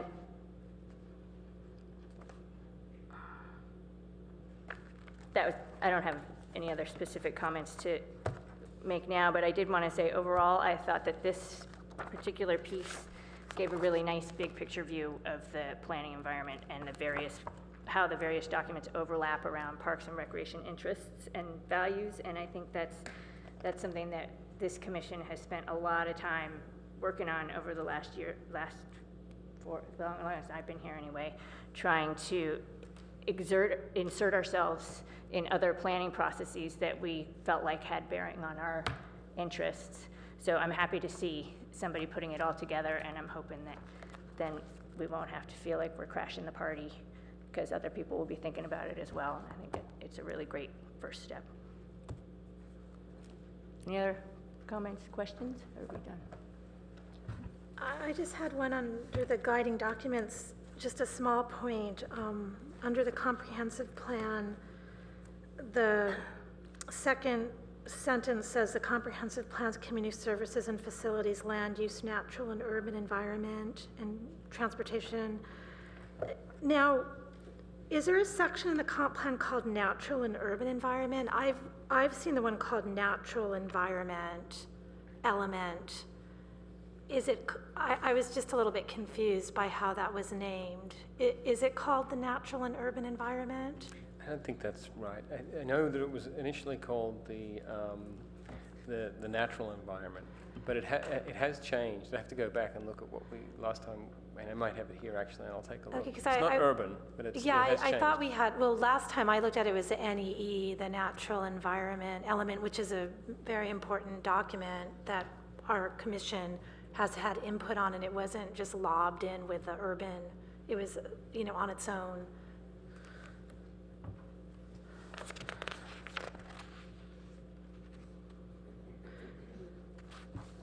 So, and also if we have more, can we comment on this next month as well? I had trouble digesting all of this. This is a very important document, obviously. Okay, thank you. All right, let's move on to the intercept survey summary draft. I'm sorry, can I jump in one more on that? On page 11, under recreation programming, the first sentence talks about the diverse range of programs that are available to individuals of all ages. And can we add to that ages and abilities? We do have one, maybe more than that, but I believe there's definitely one that serves individuals specifically with disabilities. And I don't know if you want to talk about things that, like what Lacey talked to us about when she presented last time in our rec programs, the move towards inclusion, so that it's not separate programs, but it's ages and abilities in an inclusive setting, but it just seemed to dangle without that mention. Thanks. Okay, any comments on the intercept survey summary draft?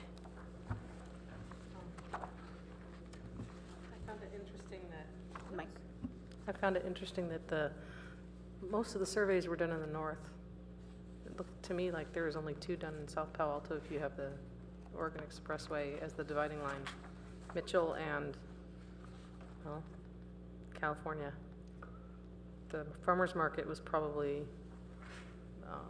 up near in the north. I don't know, was it the north or was it the one on California Avenue? Both? Yeah, it was both, actually. It seemed pretty loaded towards the north.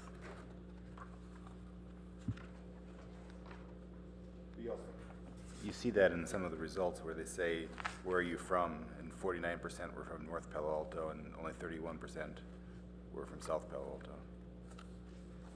So the intercept groups centered around events that were held in parks, Rinconada and the Farmers Market, as well as Mitchell Park.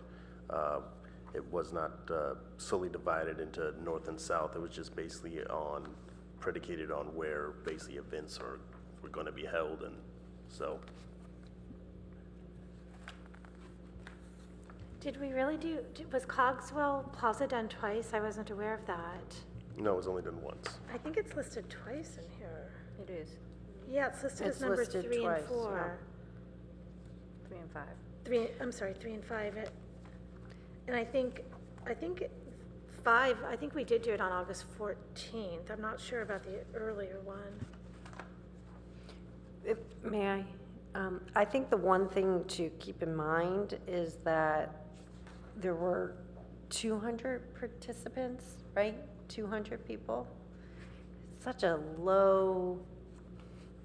small statistical, I mean, I know this was just sort of qualitative, just kind of trying to get people participatory in the process, but it's such a low sample size that it's great anecdotally, but it's completely not reliable, in my opinion, just from looking at research over the years. It's just too small sample size with,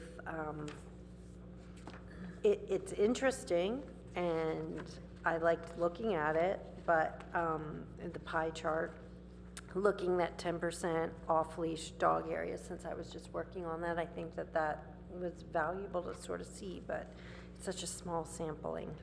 And you get community bias in the subgroups here. So it wasn't probably a shock that the people at the farmer's market really love community gardens. Right, exactly. But that's not obscure. I mean, that's obvious, so that'll be cut away. In the same graph, I was encouraged to get data on what we've been saying anecdotally, is we aren't sure that fields is such a big deal in terms of what the real needs are here, and at least with this small sample size, which I totally agree with you on, it ranked dead last in order of concern of folks. So.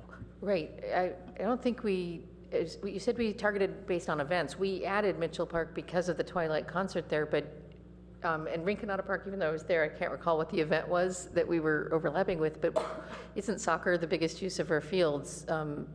So I don't know if that counts an event, but I would think that we would need to do the outreach in the south end of Palo Alto and also do it not just at, events like soccer that happen on such a regular basis on the fields. Well, the intercept groups are used just as an overview to get a feeling of what the community feels are the main aspects of Parks and Recreation that the consultant should focus on. So it's just basically an overview to get a sense of basically the community and their feedback to specific questions. It definitely is a small thing. As far as the number of participants, the consultant understands that, and they're basically using that just as a general overview to get a sense of what the community wants. So as they start to delve into these things, they have kind of a general understanding of the feeling of the community. So, and that aspect of the project, there is no setup for another intercept group. So we're kind of done with those at this point. Yeah, we've talked about it, but it does with 2 farmers markets, 2 Cogswell. It's like, did we go to the parks to get park feedback, or did we do that on purpose to go elsewhere and talk about the parks? Then the intercept groups are also meant to go out into environments that can capture other feedback from groups that normally wouldn't then be associated with just being at the park for soccer or those kinds of things, so. Commissioner Cromie. That was the last thing you said was my concept of how the intercepts worked, is that they just got a population of people that might not be represented by a very organized stakeholders group. Like we know we have that with the fields users, and we have it with, maybe a few other groups. But this was sort of just to have this random input. And standing there, I was always a little bit surprised that people didn't speak up more on the fields. I was at 3 or 4 of these, and it really was true. People were not commenting on that. As we held up those posters, we just weren't capturing that group of people, but we can't say they don't exist. We all know that.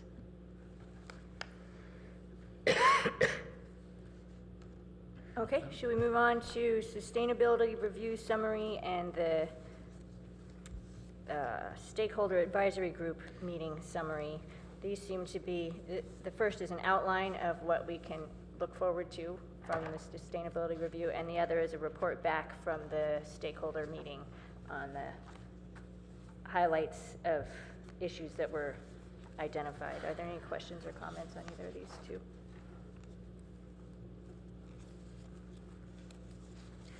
I did have just a comment. I did look up the comprehensive plan and the renaming of that particular element, and I'm surprised actually, because it was the natural environment was what it was titled.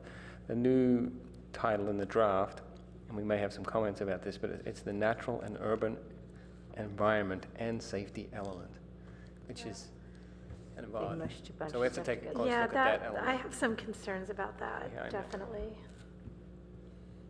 I don't know how do we address those concerns? Well, we're going to review both of those elements in some detail over the fall and probably into the new calendar year as well. And so, we'll have to take a close look at that and see if they're trying to put too much into that one element. It sounds like it, but I have to have another look at it. The process question on the one that was the feedback from the stakeholders group, was every bullet point just a comment that someone made? It wasn't, there's no rank order here, or if one person made the comment, it's on here. Okay. So it didn't need to get 2 red dots or something in order to be included. It's just comments. Okay, thanks. I had one comment on the sustainability review summary. I think it would be nice to have some description or some mention of an expectation that the habitat impacts of transitions to more sustainable practices will be evaluated or considered.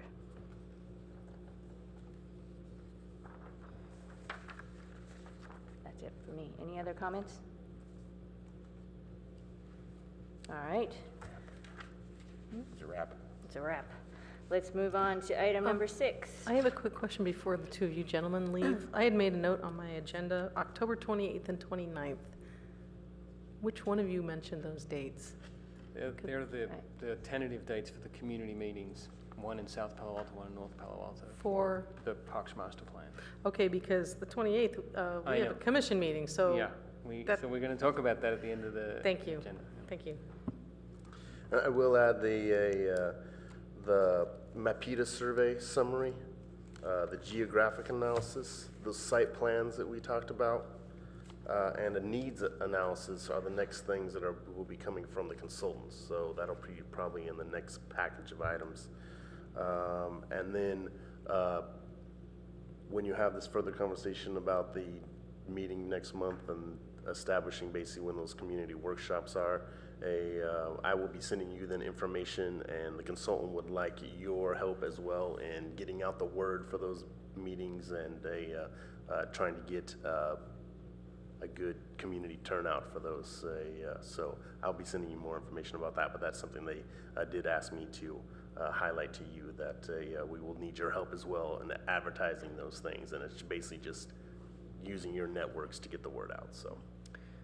And one more thing on this, sorry, I know it's getting late, but I know the Commission's curious about the survey and the development of the survey and when the survey is going to go out. I did talked to the consultant again today, as Peter did last week, and the timeline for that is really, they'd like to have these community workshops first, which really inform the survey that they put together, and they've learned that through doing many of these plans.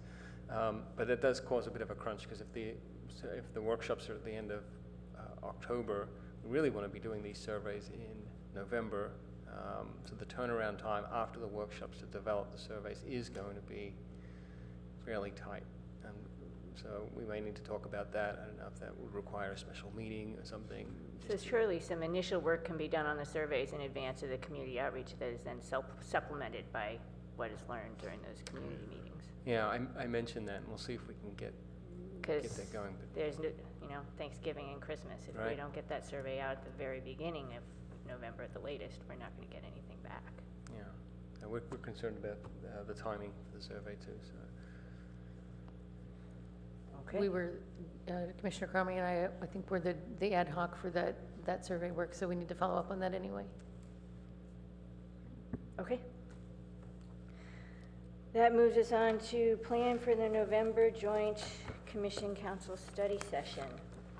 So I think it's November, maybe you can confirm for me, Rob, is it November 10th? November 10th. I thought it was the 11th, November 10th. Oh, there you go, thank you. So I would love any input, suggestions from the commission on what you would like to cover at that joint session, and if there's any particular format that you'd like, new or different or the same as what we've done in the past. Commissioner Hopper. I have never been to one, so if you could take me like in the 60-second version of what this looks like, so I can contribute comments that are productive. Yeah, I think the last couple of years we have prepared in advance kind of a laundry list of things that we thought were important work on the horizon or that had just completed for the commission, that we wanted their, mostly the looking forward work, that we wanted their reaction to. Is this an avenue that you'd like us to pursue or you wouldn't like us to pursue? Do you have any significant concerns in this area or that area that we should keep in mind? And so last year, you can help me remember, we did dog parks, we did the 10 acres at the golf course, we did Foothills Park. We do Coverly? We did Coverly, maybe. Yeah, we didn't do 7.7 acres. No, we didn't. No, we didn't do that. We did the golf course. So we picked a few things that are up and coming that we thought might be important. And a couple of those were our own initiatives that we were going, because they always like to hear about new stuff in advance of finally seeing it in their packet 6 months from now. For example, like this one, we could easily talk about the Baylands Master Plan, the comp plan, 7.7 acres. That would take up the whole space right there. I don't think we want to talk about 7.7 acres, because I don't think in 3 weeks we're going to be ready for that one, or 4 weeks. No, it's so you can mention it as we are working on this, just to reassure them that manage their expectations. Yeah. Perhaps. Yeah. Because by then we will have had a public meeting. We're having a public meeting in October, so we'll have some preliminary, just to mention it, because it is top of mind for several of the council people, 3 specifically. And just because I've been working on it with you, the off-leash dog pilot, I think, is really well flushed out. That maybe, I don't know. Okay. For the master plan, I think we went around on this the last time we talked about it when we were trying to do it in August. What do you all have in mind for what we would talk about in the master plan, kind of reacting to the data that's starting to come in? Or are they going to get a report in October, November, right, from the consultant? Is that true still? They had asked for one. Yes, it's a written report, basically getting in November. A written report. So the consultant's not going to talk to them? They're just going to basically summarize the information analysis they're doing now There really is nothing as far as them making recommendations, the consultant to solicit feedback from the council. So it's basically just to give them an update of what's the process and what's been going on to date. But there's really not going to be any information to really share with them until the first of the year. So they're not even going to get this information that we discussed tonight? We can provide that to them in their package, but I can talk about that more with the consultant, but no, not at this point. All right, let's talk about that later this week. I don't think we want to get too far ahead of the consultants with the council on that one. I agree. So, I mean, if we took 7.7 acres in dog parks and said, hey, here's two things that we've been working on, one of which we forecast last year being the dog parks, and here's the status of it. You know, this is preliminary because we haven't even done public outreach, or we would have by then or whatever. That's going to take up the 50 minutes that we end up getting. Okay. So I would say, because both of those are so meaty, that we probably wouldn't want to tackle more than those two, if we're going to use that format. If we want to blast them through and say, here's 6 things, and we want to give you a 2-minute version of each, that's a different format, but that seems a little shallow, you know. So we have talked about dog parks with them last year and possibly the year before that. No, Did we? No, the dog park, Not the shared shared use. Shared use. use is new. Right, the shared use, we briefed the mayor and the vice mayor on that, Yeah. before that meeting. And then Right. And then said talked we were about gonna, it. said we were gonna do it, but now we're doing it, and we're gonna have a status that's a bit further along, and it's going out to the public. Okay. So that's why I think it's more timely to spend some time on that. Okay. Maybe not exclusively, but. At the joint session last year, I recalled the council members expressing dismay that they were so uninvolved in the master plan, and I think it would be good if was that not last? That was a subsequent meeting when we had that joint meeting about the master plan. That was a separate meeting, okay. Yeah. I kind of agree. I mean, don't you think we should touch on the master plan? Some part of it? There's really nothing, I mean, they know it's happening. And we're mostly just commenting on the documents from the consultant at this point. Right, and So- it's so preliminary what's Yeah. come in thus far that if we say something that changes because we're commenting on preliminary, I think that would be. Should we go over the Problematic. calendar of the master plan with them at all, so they know No. what's coming? Just tell them when Well, it we're. sounds like that's what the consultant is going to do at the council meeting when they make the Yeah, report. I don't know how much discussion there would be on the master plan necessarily, but I do think it's important to bring it up and mention how much time the commission is, working on this with various ad hoc committees and reviewing the reports. By that time, November 10th, we'll have had 2 community workshops, which you'll participate in as well. I think So it's we could do an definitely- update. Yeah, I think that's Just- right. yeah, just an update. This is our work vis-à-vis the process. Okay. I mean, pick out 6 or 8 things that we're working on and then go into 2 of them, that kind of approach? On the master plan? No, in general, say we're working on the master plan, we're working on 7 acres, we're working on dogs, we're working on this, we're working on that. The 2 things we want to talk with you tonight about are A and B, because that's all we have time for, and they're kind of interesting because how we've moved forward on them. I think that's a great idea. That sounds good. And I would personally say one of those 2 things is not the master plan. Right, I agree. I wouldn't vote for that. Any other votes for what those 2 things ought to be? We have 7.7 acres and dog parks on the table so far. Golf course is a big issue.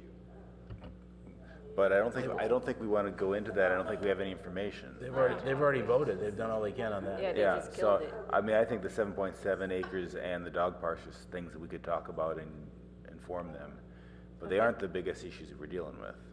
They're just 2 things that we can talk about. Well, thinking a little bit more broadly and more risk-taking, we could, with some help from staff, put together a plea for more resources for parks, starting with staffing. But I think you said you were talking to one council member and said, we're not going to get to all these things that are on the CIP list, and the answer was, well, why not? And the answer back is that because we don't have staff to do it.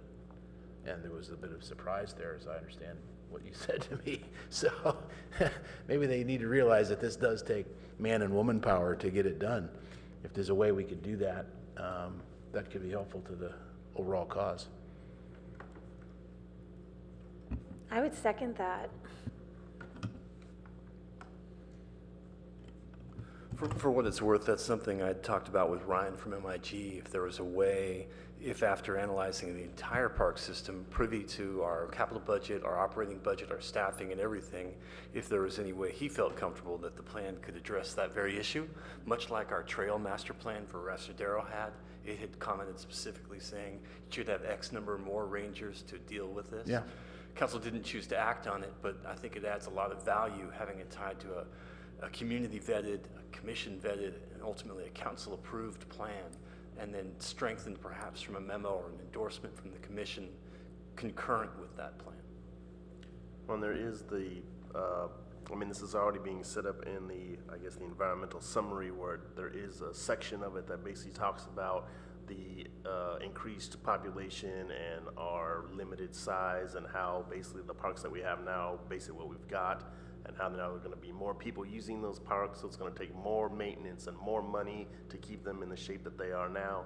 And it's just not the capital improvement projects that we're working on, but it's also then Darren's also maintaining, and that also takes a chunk of money to maintain and keep those parks properly maintained. So as much as I believe we do need some additional resources to keep up and meet standards, I'm not sure that the study session is necessarily the right forum for making the plea for additional resources. I think the master plan and trying to tie it into that is really a good thing, and we have a budget process that we go through, and during that period for the commission to weigh in maybe make more sense than a study session. That's just my instinctual reaction. That I'm not sure. There is not usually a mechanism for us to weigh in on the budget process in that way, though. So maybe you can help us find a way to do that. Yeah. I also wanted to throw out Bixby Park. I'd like that to be on the list, at least for consideration, because we obviously this discussion we just had. Well, when we're on our list of what we would talk. Well, I would say, could that be potentially one of the topics we talk about at the joint session, Bixby Park? Yeah, I'm wondering, what about Bixby Park? Oh, what about Bixby Park? Yeah. Yes, just the plans about opening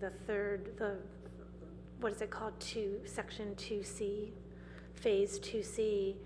It's a high-profile topic with the bridge going up, because, we're increasing access to Bixby, and it relates to this idea of connectivity.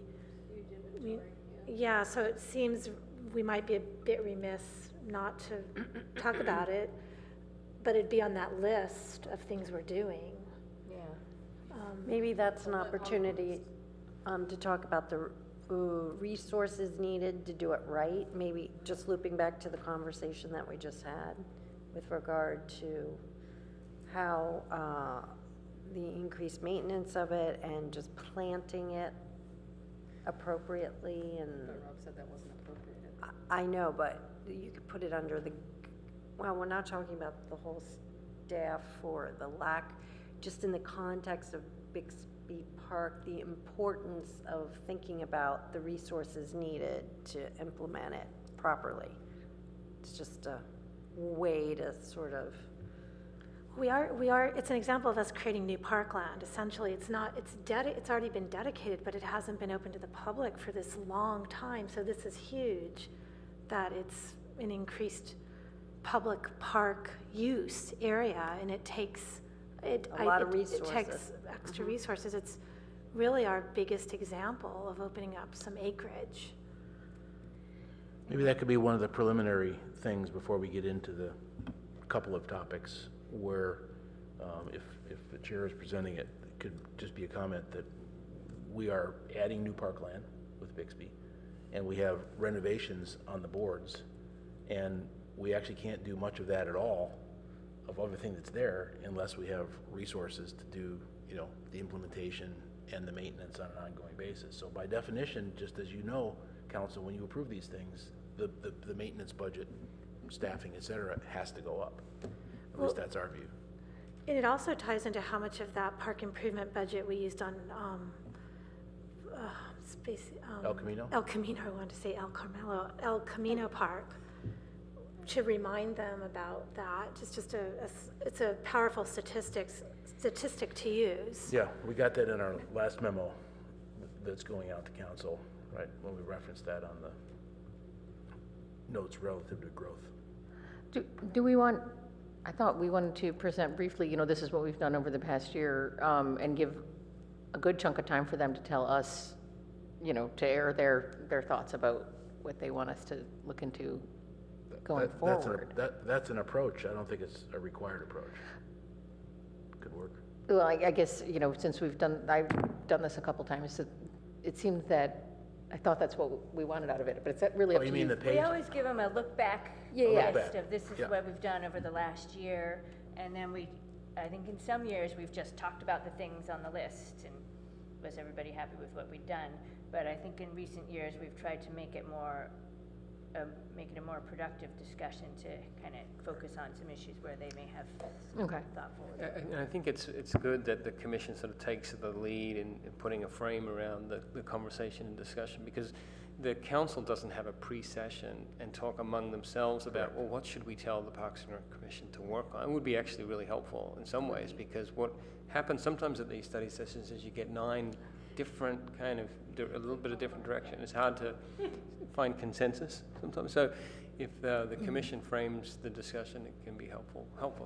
And to further answer your original question, sometimes council walks in from another session and sits down and goes, okay, what are we going to do now? And so they're expecting us to lead it, because this is just another agenda item, which I say with complete respect, but I mean, we need to help them with that, so.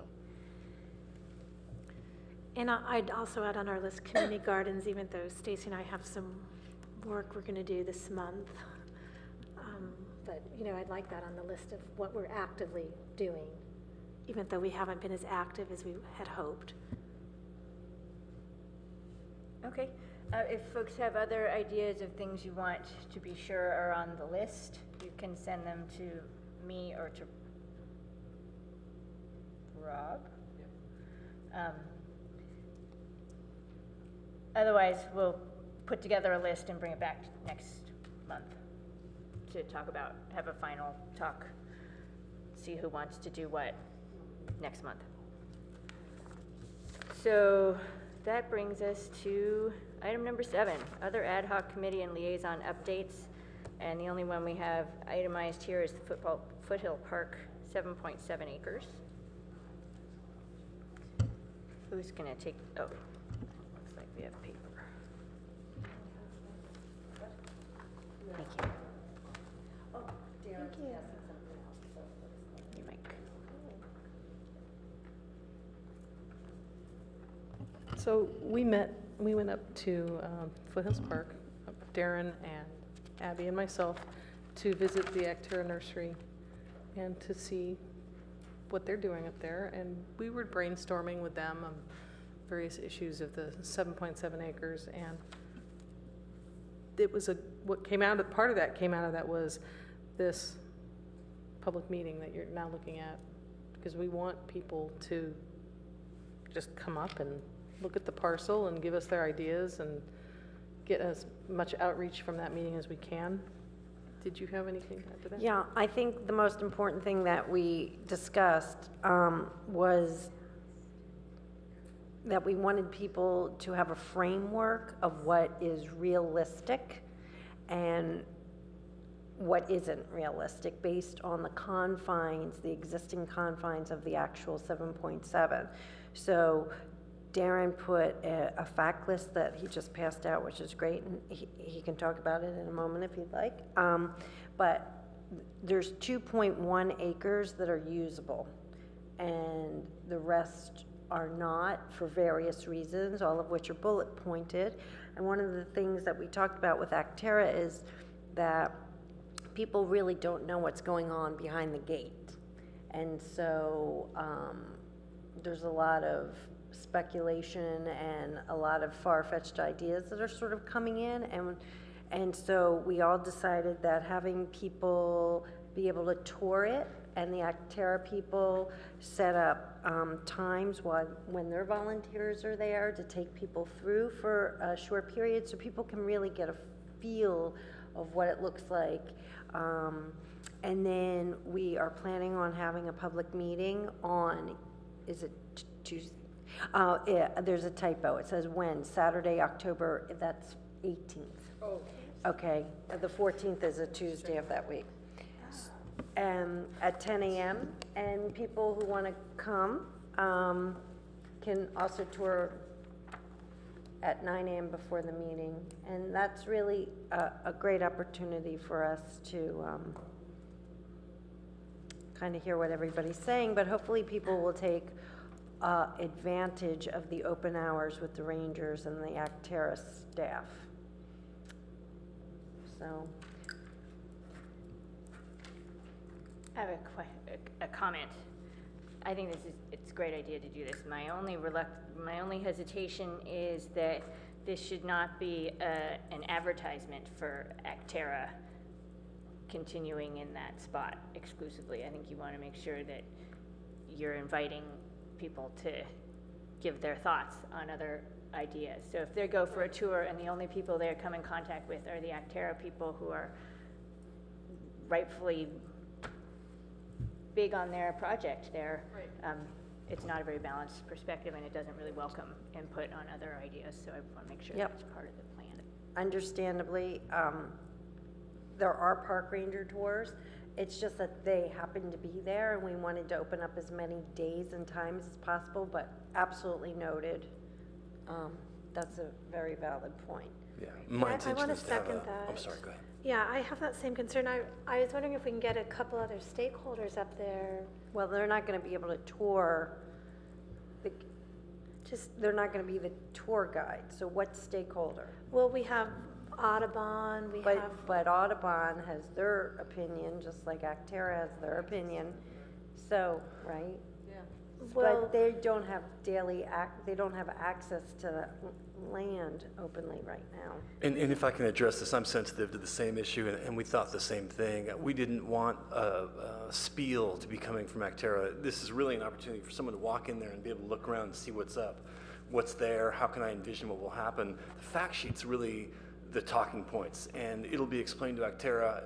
You can answer any questions they ask, of course, just like our staff will. However, this is not the time to make the plea of the importance of the nursery and to give them a full spiel. Please stick to the fact sheet, and you can answer questions if they want. We're also looking at the possibility of some staff, though not for that whole time window. As you can see, they've got 11 to 3 p.m. on some of their work days. I can't have a staff person for all of that, but I can have a staff person stop by on different parts and kind of see how that's going. Certainly on the beginning, maybe one of the first ones, to make sure that it is kind of unbiased.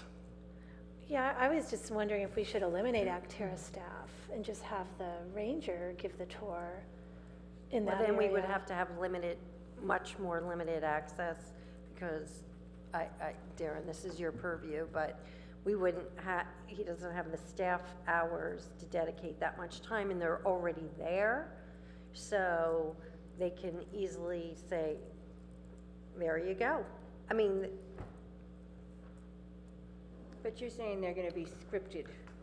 What my intent was, this is still draft, and obviously there are some typos on it, but the intent was to send this to Actera and say, yes, this is our game plan, this is what we'd like to do, and here's kind of the rules of the agreement. I don't want you giving a spiel. You're really there to essentially escort them in. I don't want them randomly cruising around either, because we don't have fences up around the adjacent landowners' homes. So I can't have, it's not like walk in and help yourself. I need somebody with these people. And Actera was there, and it kind of made sense. So it's just kind of making sure that they're on page with us, saying, this is our talking points. Here are the constraints. Please look at the site and feel out for yourself what you could envision being here. you guys feel very strongly, though, I mean, I'm just putting it out there, we can just remove those dates and options and just have the specific ranger times that Darren's laid out, the 4 days, this upcoming weekend and the following weekend, and call it a day, if you feel strongly about it. But to Darren's point, there are no fences. You just can't let the general public wander onto private land. It's a little tricky up there. I understand the need for the tours. I think that's good to have it organized. But I'm also concerned that we don't want people coming in there when Actera is not there and just going through the greenhouse and kind of messing around with the nursery. That needs to be off limits. Well, that's what the ranger's there for on the other days, right? Right, but it's tricky. I think it makes sense that I know it's limited and I wish we could do more as well, but I think it makes sense to do ranger-led tours and keep it as newly dedicated parkland. Okay. On the last bullet on the fact sheet, Darren, could we add when the lease is set to expire? It mentions that Actera has a lease. Yes. 2015, it says. Oh, it does. Thank you. Also on that last bullet, for another 5-year period, we could delete that last 5 words because that really is meaningless, right? If we agreed, if Actera and the city agreed to do it for 3 years or 2 years or whatever period they want, it wouldn't necessarily have to be 5 years. It's called out in the existing lease that you may opt into an additional 5 years. That's why it's spec'd out that, because that's the language in the existing. Otherwise, you have to renegotiate the details of the lease, or you could renegotiate the details of the lease. But either case, both sides have to agree.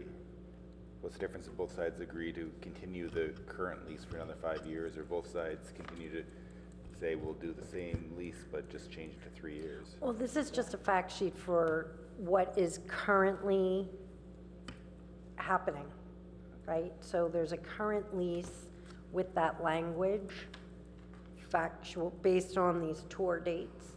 So nothing can be renegotiated prior to that. So I think that that language has to stay as is. Whether the city and Actera come to some sort of agreement and later point say, okay, while we're figuring things out, we'll give you another 2 years. That's a completely different conversation. Okay, I don't see the distinction, but that's fine. Yes. Okay. Sorry. The issue I have with this last bullet point is it's not completely accurate. I mean, my understanding is that the reason that Actera got the permission to put their garden there is that they actually were going to do some rehabilitation of that very location, and they never did that. And that's a sore point with some people. And so I just feel like all this description, it's sort of bolstering Actera, which is obviously a fabulous organization that does all kinds of things. But to me, it's just this issue of accountability that I'm concerned about. And so I just feel like I almost wish, I think we're saying too much there. I think that we should shorten this bullet point and just get to the bottom line. If they have a lease, they've set up a garden, they have a lease where they've set up a garden, and this is going to expire such and such a date, but can be renegotiated. That's what I feel most comfortable with, and I don't know. Are you saying take out the second sentence? Yeah, maybe that's good. Maybe the second and the third sentences. Okay, I have another suggestion, and that is, it would be great if you could have comment cards and a box available right at the gate where you come in and go out, so as people go in, they take their tour, and on their way out, they can write a note saying, this is what I think we should do with the 7.7 acres. So, yeah. And also, just make sure that on the tours that you don't list the date of the public meeting. It's a little bit confusing right now. Oh. And to really highlight that we're hoping people are going to attend this public meeting, and for you, I wonder if you can say something like, so that for your own edification prior to the meeting, please consider these tours, but to really have the thrust of this be, please come to this public meeting. Okay. let's move on. Can I just clarify? Was that then a recommendation to remove the Actera tours? Is that what I understood? But allow the rangers to go to the Actera space. Saturday, Sunday, September 27, 28, October 4, 5 at 1, and October 18th, the day of the actual public meeting at 9 a.m. That's it. Okay. I think I'll confer with the ad hoc committee tomorrow maybe, and then send this out the following morning.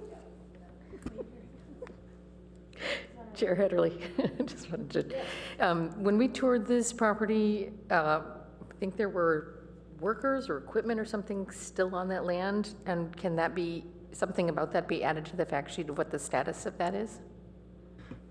That's been, I think there was a giant mulch pile and there was some equipment. It's long since been removed. It was the caretaker's equipment. I don't think, yeah. The purpose of these facts are that when people come to the public meeting, they understand the framework of what is possible and what isn't possible.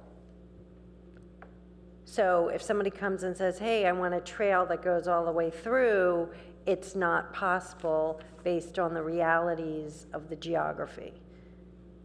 And so that's the reason that we have facts on that they'll be getting during their tours. I think this is a great first start. I'm really glad you guys have gotten together and worked out a next step, and I think you have everybody's comments so you can integrate them as you see fit as the ad hoc. We do have one public comment from Herb Borak, so let's take a couple minutes to do that.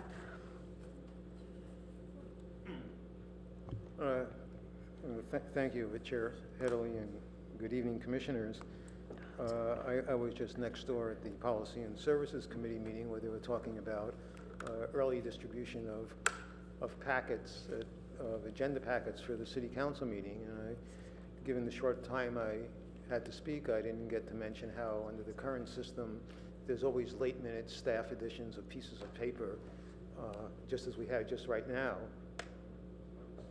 I don't have a copy of the fact sheet in front of me, but I think to be having a tour that's coming just this weekend, where how people are going to find out about it and schedule their notice,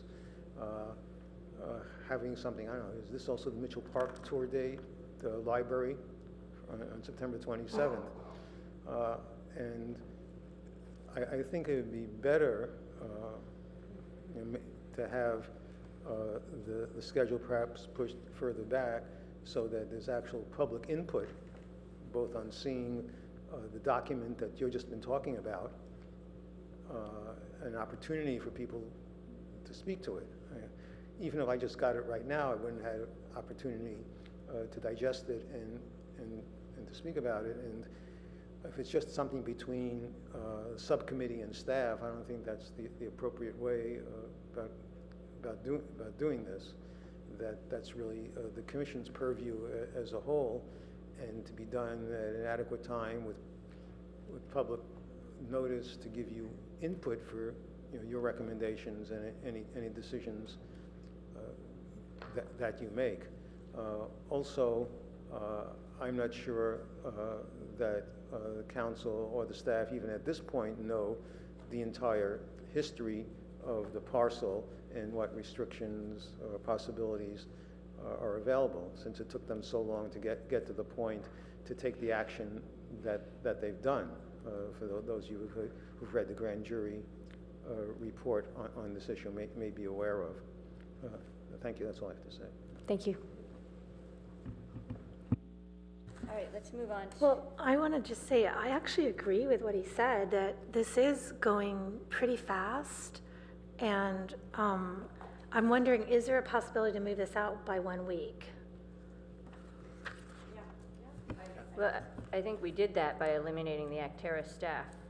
Well, I just made a note that maybe the ranger tours, if it's suitable for your staff, and we can certainly address this tomorrow, October 4th and 5th, and then 10th and 11th. leading into the following weekend. Just to give time for the public to understand that there will be these ranger tours if you want to participate. And what's our process for posting this? We'll be following that new policy that I shared with you at the last meeting, so it'll go through. I've already started the email distribution list. This will be the first document that gets shared out via that. Of course, all the commission members will be on that list. And it's still in its infancy, so I'm imagining and hoping, and I'll probably add a comment, please share this with other stakeholders, and then they can reach back to me and in turn be added to that list ongoing. Of course, we'll follow every other procedure listed on that. And so we can click and see what we can see what the stakeholder is, what the stakeholder list is. No, my intent is not to have all the names visible.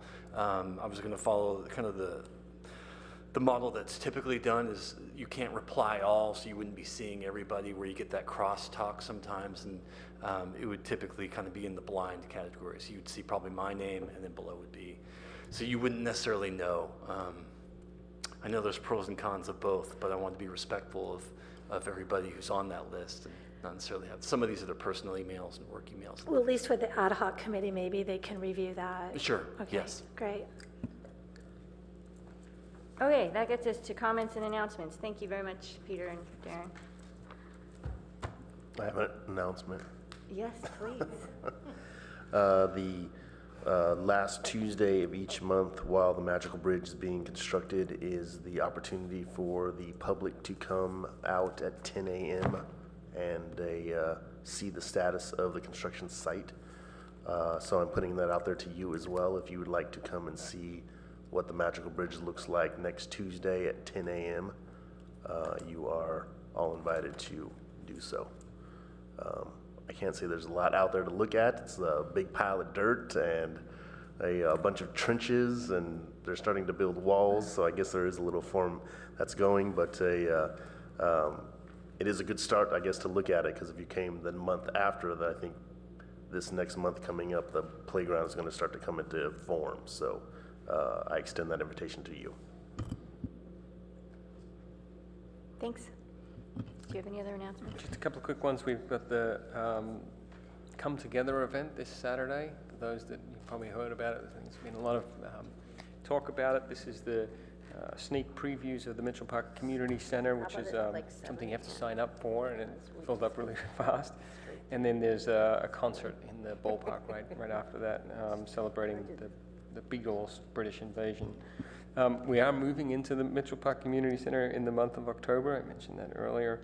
I wanted to thank the commissioners that were able to come to the recognition event up at Foothills Park, and sorry that those that couldn't, that you missed it. But that's why you got that bag and proclamation, those that couldn't be there. So, and the memo about the comp plan was in the council packet last night, so they've received the memo, and I want to be sure to report that back to you all. Thank you. Well, while you have the floor, you're not going to mention something about the golf course? I should mention. I was here at this time last night talking to the council about the golf course, and so I think I've emailed this out before. It was intended to go on September 8th, actually, and the recommendation to reject all the bids and rebid the project later, hopefully later this fall, once the permits are in hand. Of course, there's no certainty around the permits at this point. Very, very frustrating for everyone. So we went back to the council and discussed that and asked for a budget amendment to continue to operate the golf course until the end of February 2015, with the hopes that we can start construction in March of 2015. So that's the status. Any other? As long as you have the floor. Any status on El Camino Park? Darren Anderson would be better to respond to that. Sorry. Do we have any new information on opening date for El Camino Park? Yeah, I don't think we do at this point. What is the expected What's the timeline? bottleneck remind us? I think you mentioned this previously. It hasn't changed. The timeframe is still as of that last email I sent out to the commission. I don't have it in front of me, but I'd be happy to send it again. What we're currently working on is submitting the building permit. So that just got submitted the other day. This isn't holding up the project yet, but what we're struggling with is getting the right kind of infill. San Francisco got sued for the type of infill they used on their synthetic turf. And so right now they're having this debate of finding what kind of product you can use. Again, this is the rubber pellets. Rubber pellets are the kind of thing now that's not getting approved. It's reaching the kind of thing that people are getting sued over, apparently for environmental reasons. So we've got a number of different products, but we have to test them. In order to amend the EIR, you've got to submit that these products that we're proposing have been tested. So we're paying an outside consultant to test 3 or 4 different infill types. But so far, I think we can get this all in without changing the date that we're going to end up going through construction and everything else. So everything else should be status quo as the last update that I provided the commission. Okay. I have a follow-up question with that. Hey, Darren? Yes. There was some hope that we would have the El Camino Park in place before we start ripping up the turf at Mayfield. Is that going to be worked, or are we going to be down to 1 turf field? We're hoping to, no, the answer is no, we won't have El Camino done before then. We're hoping to have Stanford Palo Alto under construction come January and February. Okay. So it'd be really quick on that. However, that's going to be subject to the same infill criteria. So the work we're doing right now for El Camino will eventually help with the Stanford Palo Alto turf replacement as well. And then ultimately Coverly a few years later, once we get something that's, what's the best you can get, basically, is what we're looking for now. So we're starting ripping the turf up in Mayfield in February? January, February is the tentative date right now. And then the whole process is a few weeks, or how long does it take? We'd be probably looking at about no longer than 45 days. Okay. Okay, thank you. Just a really quick announcement. I attended the working group for opening day at Mitchell Park Library, and it's still going to happen December 6th. But they're in desperate need of volunteers. They figure day of event, they're anticipating 5,000 people. That's what they're planning against, and they need at least 60 volunteers. So if you would like to volunteer, or you know people that would like to volunteer, or high school students that need in service hours, etc., the woman to email is Emily.LaCroix, LACROIX, @cityofpaloalto.org. The rentals, starting, I think, this week, people can start. Monday, September 22nd, that's right. Yes. People, as of this week, can sign up for rentals for the community center rooms starting January 15th. So rentals are now, they're taking rental reservations, which is great. And we can also do a commission meeting there, they said, if we would like, at some point. We should, that's a good idea. Any other comments or announcements? Let's move on to agenda for next meeting. Anyone have something for the agenda for next meeting? The joint review list. Yeah. I'd like to, one of the meetings, meet the sustainability czar anytime it's convenient. Yeah. I did speak to him, and it relates to the timing of our meeting.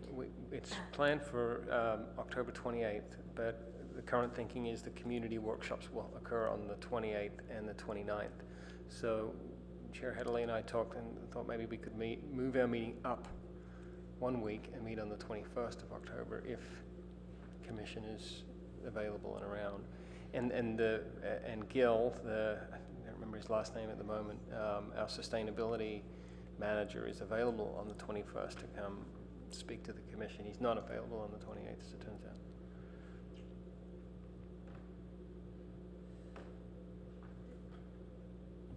Did we move the November meeting? We have not touched. Because that's November or Thanksgiving week. December. Yeah. I have to yeah, move both that one those up, months too. we have that problem. There's a slight chance I might be out of town on the 21st, but I won't know for another week. Okay. I'm going to be flying in from Seattle, and I just don't know when I will book my flight, but I could try to get back in time. I'm just not sure. Okay. So do we have a quorum that thinks they can do it on the 21st? I can do it. That's 3. You don't know. October. It's October.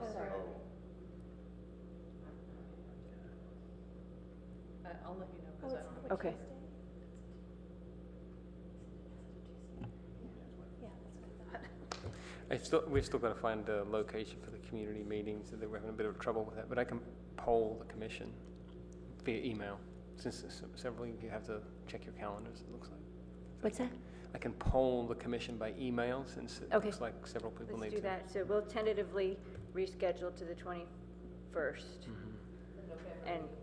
And we'll, hang on, and we'll sort out within the next week whether we're going to confirm. We'll confirm by the end of the week Correct. for next meeting on October 21st. Okay, then for November and December, we have a Thanksgiving and winter holiday problem. So since Abby suggested earlier that something we've done in the past when we have a joint council session in that same time, since we have one on November 10th, then maybe we skip our November commission meeting and have an early December commission meeting. That's a possibility.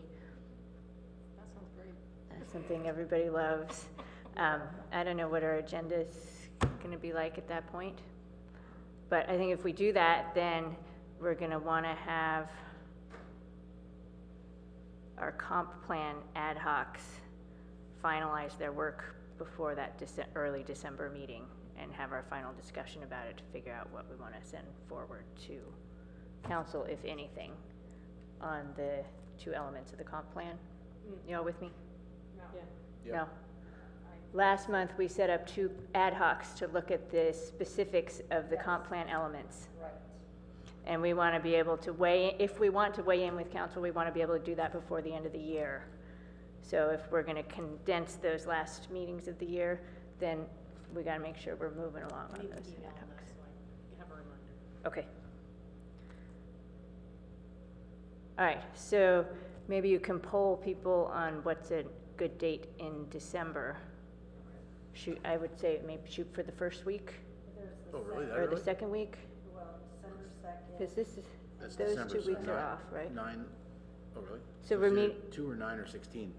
Yeah, I guess 9 seems sensible since we're meeting on November 10th. But whatever people, it doesn't really matter to me which day we do. So you're going to poll everybody? Okay. Yeah, I think it's nice to have a full month at some point because we're moving everything. I don't want to move up and then move up yet another week. It'd be Yeah. just nice to get a full 4 weeks in one of the months. Yeah. All right, does anybody want to adjourn? Oh, I have one more thing for October. Mm-hmm. I'm still concerned about fire up in Foothills. Could we get the fire department to come in and talk about their fire mitigation activities up there? That's a good idea. Yeah, did we finish agenda planning? It seems like, did we cover everything? It seems Did like you we have something else to add? Well, it seems like we morphed into the date before we really talked about the agenda. What is on I our have agenda? master plan, joint planning session, review the list, come up with a strategy for presentations. Bixby Park might come back to us with the PIO. Yep. Sustainability czar, fire mitigation at Foothills. That's good. And ad hoc updates. Garden's going to have a agenda item. So I think the 7.7 acres discussion we had tonight, that kind of discussion should be an agenda item and not just an update. So if you feel like you're going to want that level of discussion, then we need to try to bump it up just for public info. And I know it's something you can't always anticipate how much discussion is going to be stimulated by an update. But if you have something substantive to report, maybe let's just default to put it on the discussion calendar. So please, and the packet goes out early, so you gotta let me know if you're gonna have something for the agenda. That's it. So why don't you put the 7.7 with a question mark, because we will add our public meeting and Okay, great. we'll probably have quite a bit of feedback. Okay. So we'll add 7.7 acres as a tentative agenda item also for next. Can we just make sure we get noticed on that public meeting? Make sure the commission gets noticed? Because I'm still a little confused on what date you moved it up, but. The 18th. It's the 18th? It's Okay. Saturday, October 18th at 10 a.m., but we'll be opening the gate at 9 a.m. so people can tour prior. Okay. I move to adjourn. Have a second? Any second? Second. All in favor? Aye. Any opposed? All right, we're adjourned.